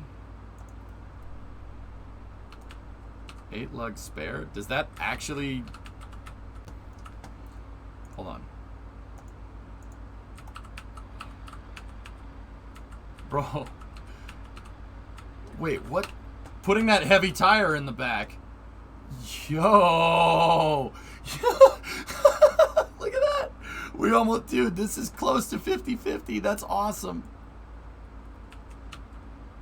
It's got to be 1396 to 1095 has to be taking into account that there's a driver in it. I mean, we increased the overall weight of the car, but we have almost 50-50 weight distribution. The door panels?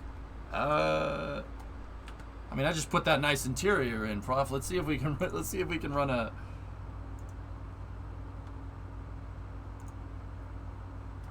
we can take the glass out.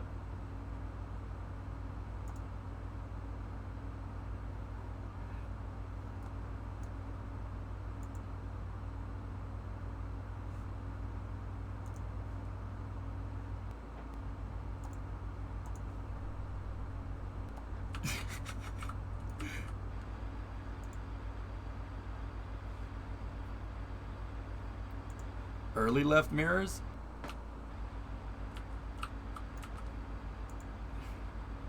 Early heavy duties? No way. Yes.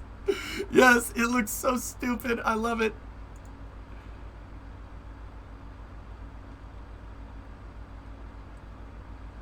Extended heavy duty? Is this the one that goes up to the top? No. No, okay, that's too much. Just, what's the regular heavy duty left mirror? Oh god, super duty mirrors. Yeah, no, you know what? Let's just go back to that. That's fine. Put a fifth wheel adapter in the bed? I'm not sure I could do that roundabout, but I might. But I'm running a dually rear axle back here, dude. We're running a dually rear. I mean, yeah, that's what's putting my weight distribution in line. But at the expense of power because it's a heavy-duty dually rear end. I was debating running dualies with this, but you couldn't put slicks on the dualies, so...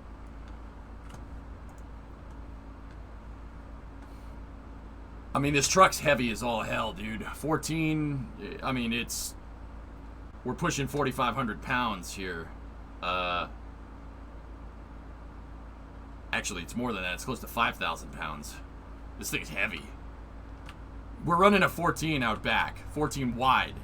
It's a 345 tire with slicks.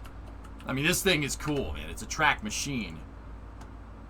Or hill climb. This one was real. I really set this one up for hill climb, to be honest with you. Okay. I took the left door card off, so... you know what? I might just keep it on there. It's not that much weight from what I can tell.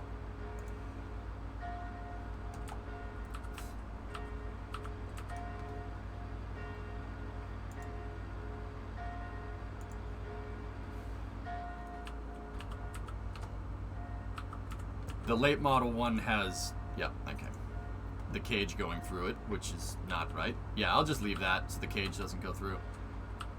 I want the weight in the rear, Synerd. Yeah, I put the hitch back there so we could... The tow hitch package so we could better the weight distribution. It's a cool truck, man. I like it. Got the air dam on it, Cyclone style. Alright, let's do this. 6-speed. Let's go. Get the timers ready.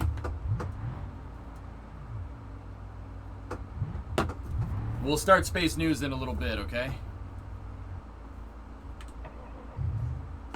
Alright, we got a 6-speed. So this 6-speed is more gears for the same amount of engine, which means I'm probably going to be shifting better, but the reason I want to shift more is because the engine has a point where it makes peak power. See the lines up there? There's a point at a rev where it makes good power, and this one is... This one seems to be around 4,000 RPMs. I can shift more gears, and as long as I keep the engine from 3,500 to 4,000 RPM, we should be able to go faster, essentially. And more gears will give me more options to keep the motor in what's called the power band. All right, ready?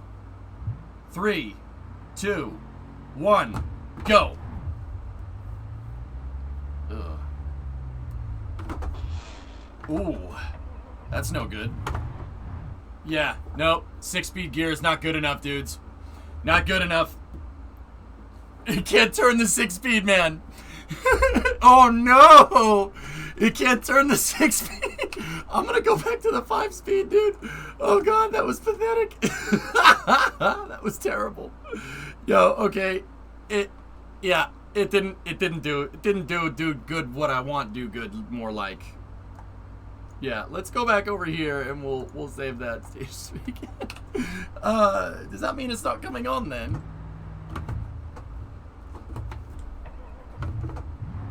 There we go. All right, ready? We'll try with the 5-speed again. I'll send it this time.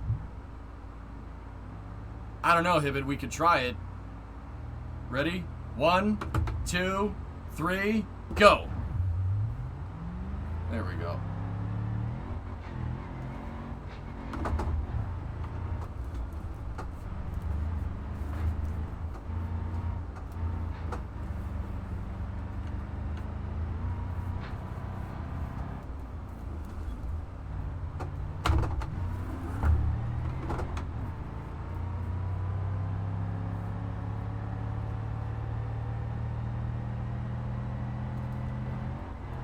That's right. Sorry, I misspoke.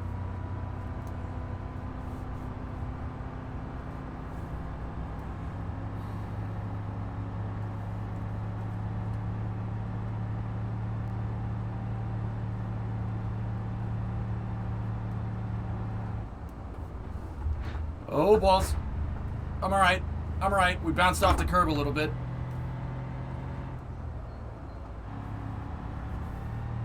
Came in there a little too hot.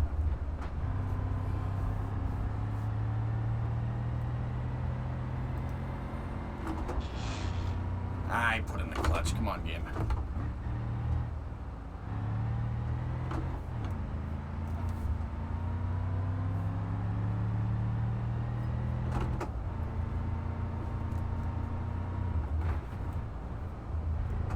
Getting a little sloppy.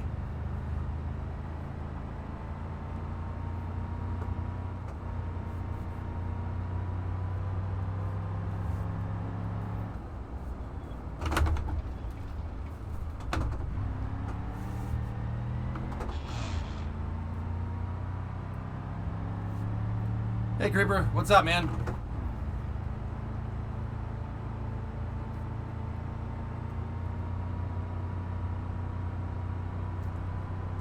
Creeper, if you looked at this, what kind of car do you think I'm driving right now?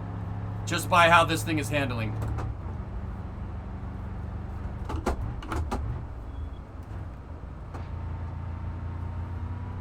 Sock cam. Oop.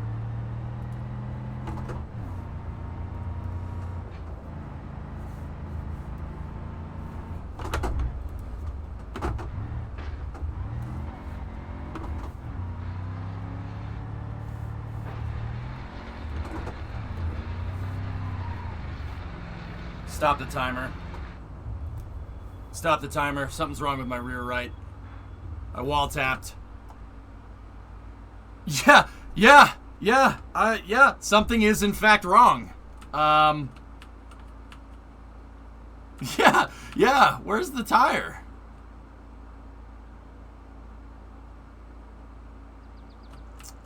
Yeah. You know, I'd like to think that I know a good amount about cars, but I'm pretty dang sure that that's not supposed to do that. You know.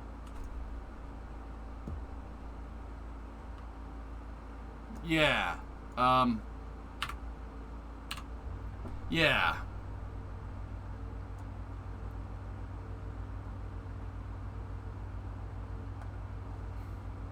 It was just an ablative wheel. Oh, yeah, I found the problem. I had the debug still on. That was the problem with the yeah. Yeah, no, that was the wrong type of weight reduction. That was an unplanned disassembly, to be honest. All right, let's try it again. Can you give it a shot with the diesel 5-speed? It's not geared correctly, Hibbit. It's not going to be geared correctly. The diesel transmission is designed for shifting at lower RPM. I don't think it'll work how we want. I mean, if you want, let me...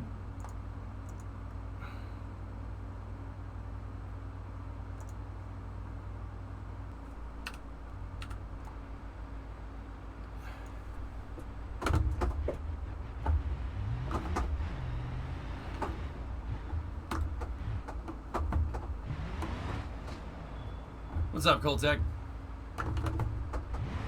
This is Frank, the hill climb truck. Frank has almost perfect weight distribution. It's close.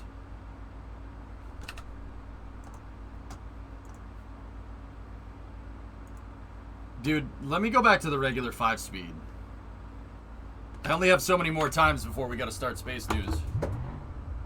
Alright, I want to try to get sub 4, guys. Ready?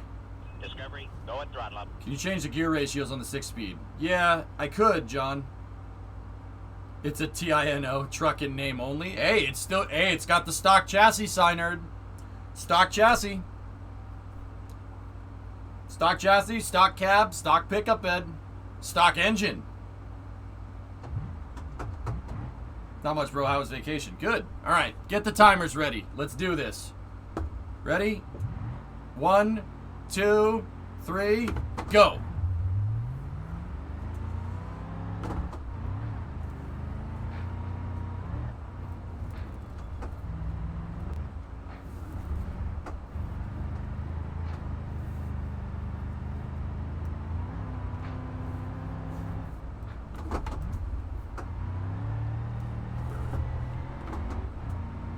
Pretty much, Rice.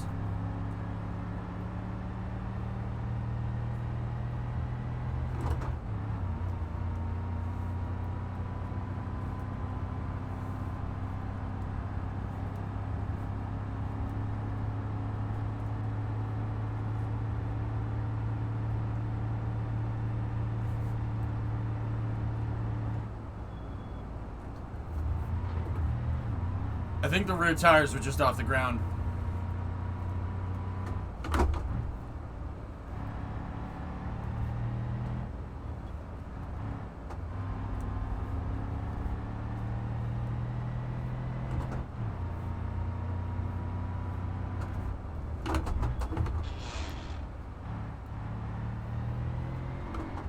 Sure, that's good for the transmission. Yeah, Storm, I might want to mess with it.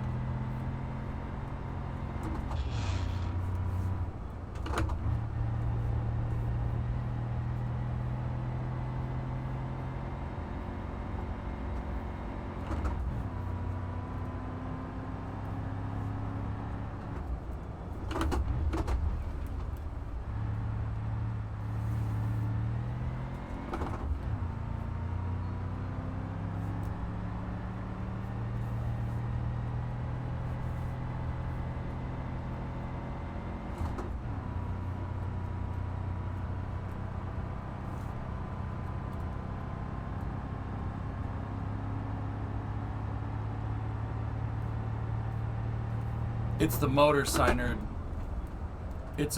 We're basically running a 462 valve. The motor is supposed to be like a mod motor. So it's a Crown Vic engine. It makes nothing for power. I purposely didn't change the engine. I wanted to wait until the last minute. If I do, what's up?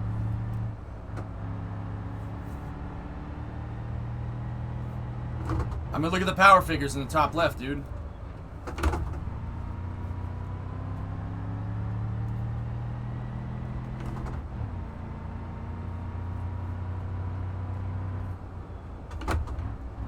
In inline 6 with this thing? I mean, that might give us a rear weight bias, Alexandri.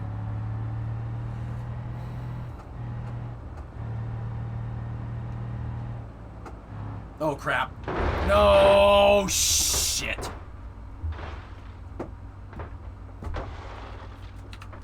Well, that's not good. Hey, Simulation, what's up? My vacation was good up until that point. Yeah, we were doing good up until I decided that these rocks were part of the track. Yeah, see, that's why the roll cage protects you. Right there. We didn't get crushed under 2 tons of truck. Yeah, we would have been fine. It would have hurt a little bit. But, yeah, see, the cage protected us there. That's what the cage is designed to do.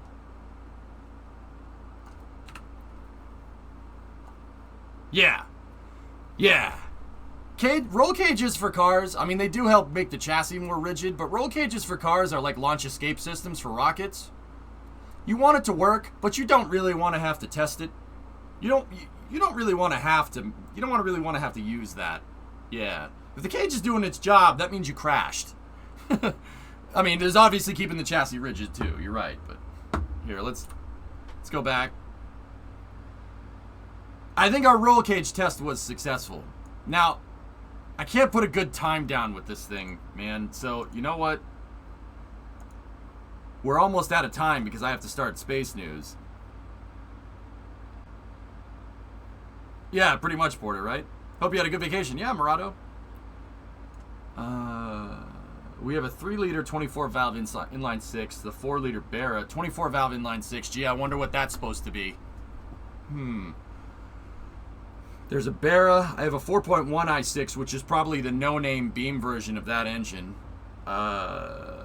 6 liter is too much motor, John. It's going to screw up my weight distribution. The car will handle... It'll ruin the handling, essentially. I don't want any of these options down here. That's basic. That's a 2JZ. That's a Barra. And I think built 4.5 might be it, dude. Here, let's see what the 4.1 is. Let me take a look and see what the 4.1 is supposed to be.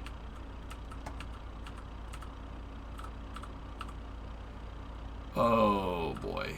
Single overhead cam, reverse flow head, or no, cross flow head, single overhead cam. This kind of looks like an RB30 almost. No. Just.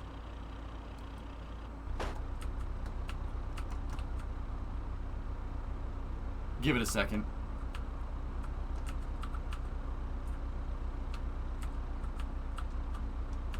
Are you able to pop the hood? Yeah.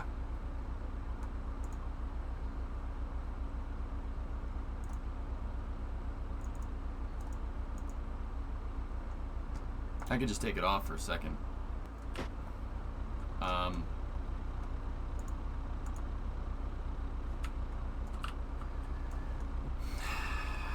Yeah, sometimes it doesn't want to render. So, you know what? Let me put that 4.5 back in here. I'll put the 4.5 back in there. Let's, how about we run some nitrous? 4.5 with some nitrous. That's fine. What's the nitrous controller? 2 gear, 3,000 RPM. You know what? We'll do the low buck, even though we just threw like $10,000 into the chassis for this thing. We'll do the low buck ECU, and let's do the adjustable race one. This will be fine. It'll be fine. Let's just put that all the way over there.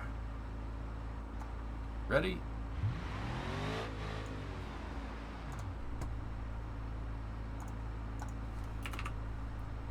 There we go. So we're running nitrous and an ECU.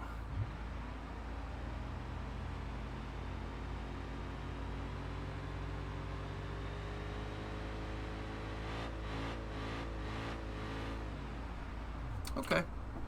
Okay. Okay.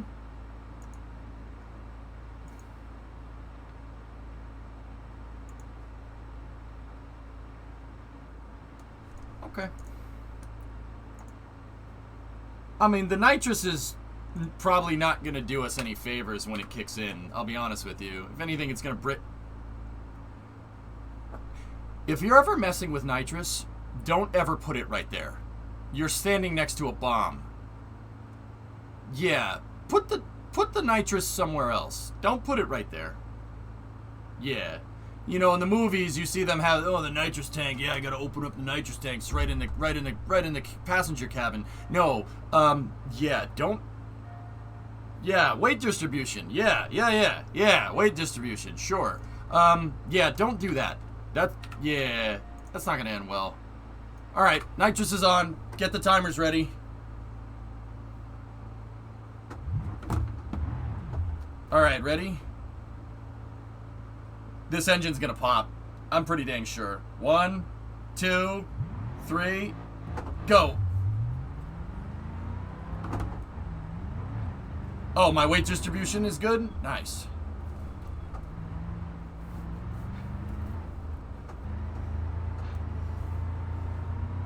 This thing's gonna blow.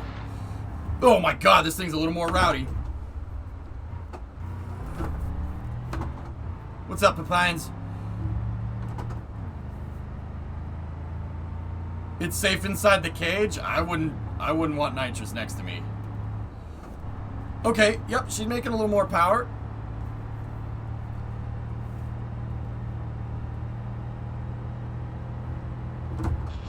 I do not want to get that thing high in the revs. It'll definitely blow the engine.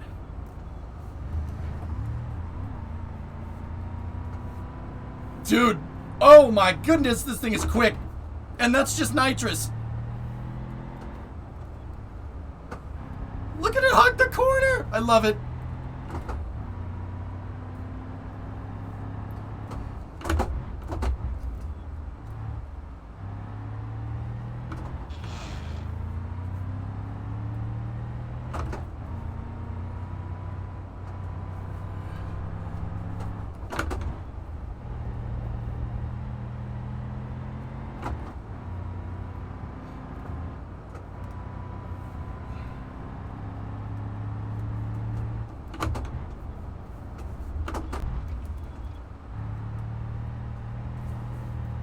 We're out of town, halfway through.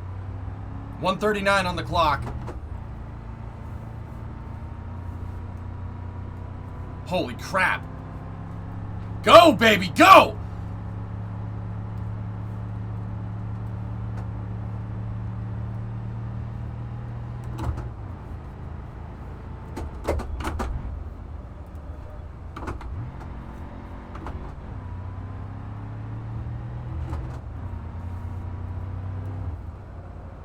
No!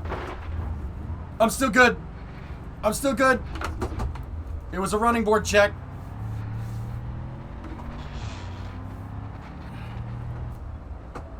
Yeah, Ving, she's going. I took that corner a little too outside.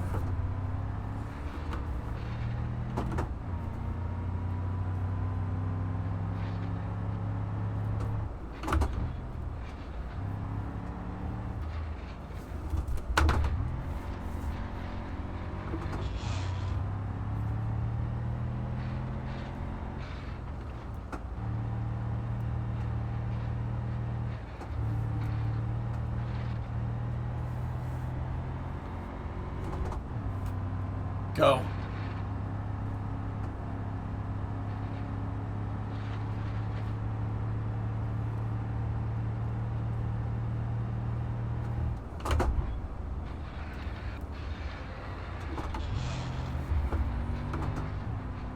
Bono, my running boards, mate. 321.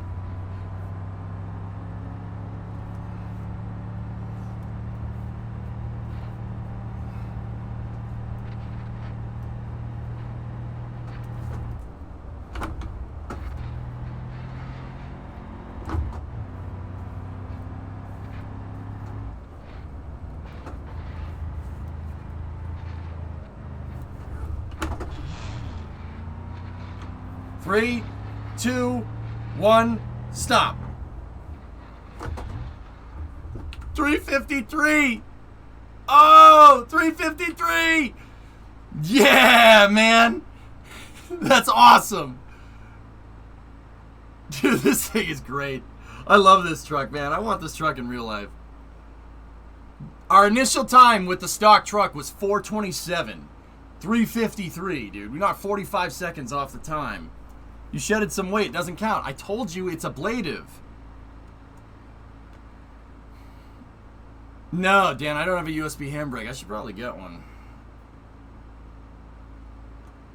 The bumper isn't off. It's not off. It's still there. See? I just mended it. It's fine. Man, this thing's fast. Could use a flight stick for a handbrake. I never thought of that, Marvin. Suppose I could. Frank, the hill climbing truck. There's no Model S Plaid, I wish. Yeah, Seg, exactly. But is it worth remortgaging the house? I don't know. How expensive do you think building like that? The cage would probably be the most expensive part of this. I mean, maybe the carbon fiber wing. The fabrication work on the cage would probably be, and then the 3-link rear. The suspension and the chassis work would probably be what costs you the most with this.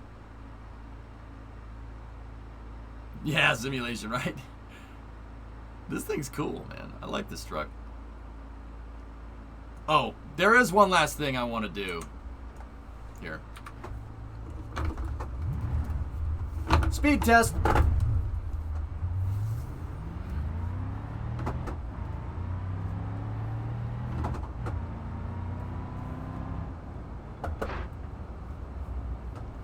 Oh, the highway's up there. Off-road test. Okay, off-road test was failed. Yep, off-road test we have in fact failed. Yep, let's just... It is in fact not good at off-roading. Let's just go up here and do this. There we go.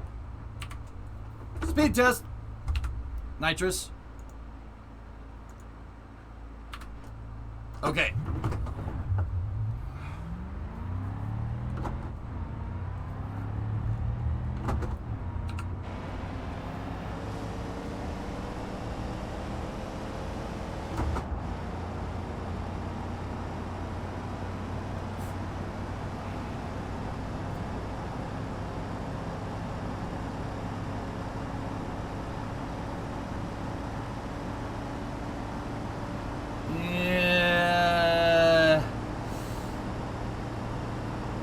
it's having a little bit of trouble here.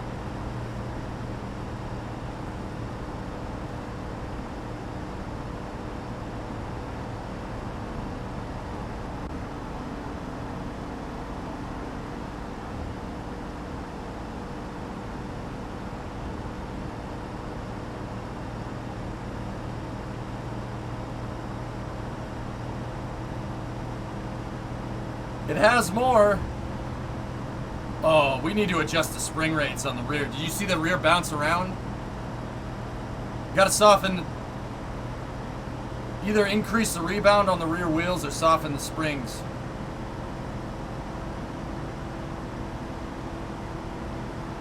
Oh gosh, this little mod motor.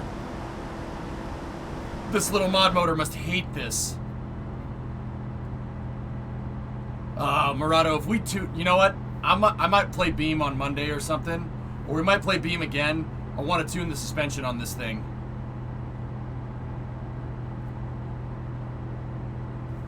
It doesn't have a high top speed, but the motor's underpowered and we have it geared for torque. So it can go up the hill. Alright. That was fun.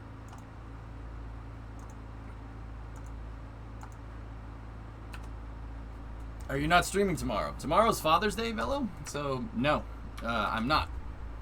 Alright. Probably a 14-second quarter. Yeah, like 14, 15 seconds at like 80 miles an hour. It's not quick. Tomorrow's Sunday, my dude. Don't worry. Fellas, I think on Monday, I'm going to make a sprint for the truck. I'm talking truck streams in the morning. No early hours. Truck streams in the morning. Come home. Kerbal. Space News and Kerbal. Pretty much every day next week. Don't even go up a hill, bam! Nice, Dan. Yeah, there you go. Yeah, that's what I think I'm going to do. Yeah, I want to try to finish the truck pretty much everything that I can do. I want to pretty much try and finish, yeah, by the end of next week. So pretty much everything but the exhaust. Have you seen this? It's the time lapse of a core stage stacking. Yeah, oh yeah, I've seen that. We can watch that during Space News because that is something to discuss. Guys, I'm going to take a 20-minute break. Just get something to eat here. I gotta let everything cool off. It's 86 degrees in here. That's 30°C for the metric, folks. I gotta give my computers a quick break here. We gotta cool it down. Did you ever finish the wiring second pass? Most of it, drummer. Yeah, I got a good deal of it done. We gotta make the heater box harness, and then I gotta sheath everything up, and then I gotta sheath the dash, and then the wiring is good.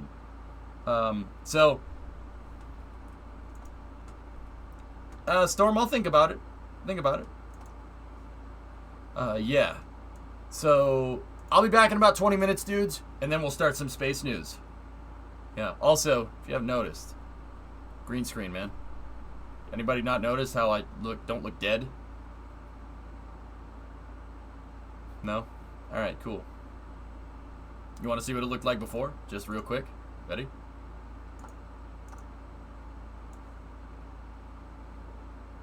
Somebody messed with this. I tried to keep the orange chroma, but we ended up messing with the wrong thing. That's not bad. That's good, though. You assumed you got a little tan? A little bit. Yeah, now I'm a lobster. Here, that's what I'm supposed to look like. Yeah, I know. Farmer's tan. I get it.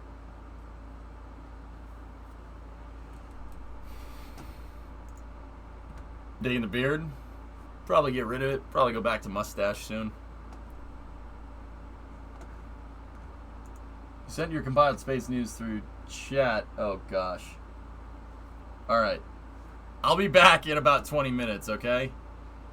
Get the links when I get back. I'll get the links when I get back. Alright, be back in a second. Don't go anywhere.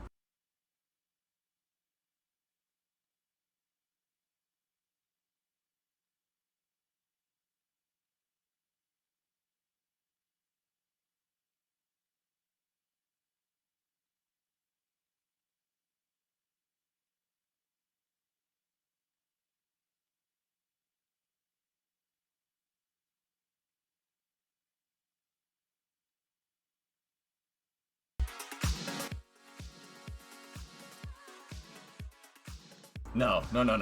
We're gonna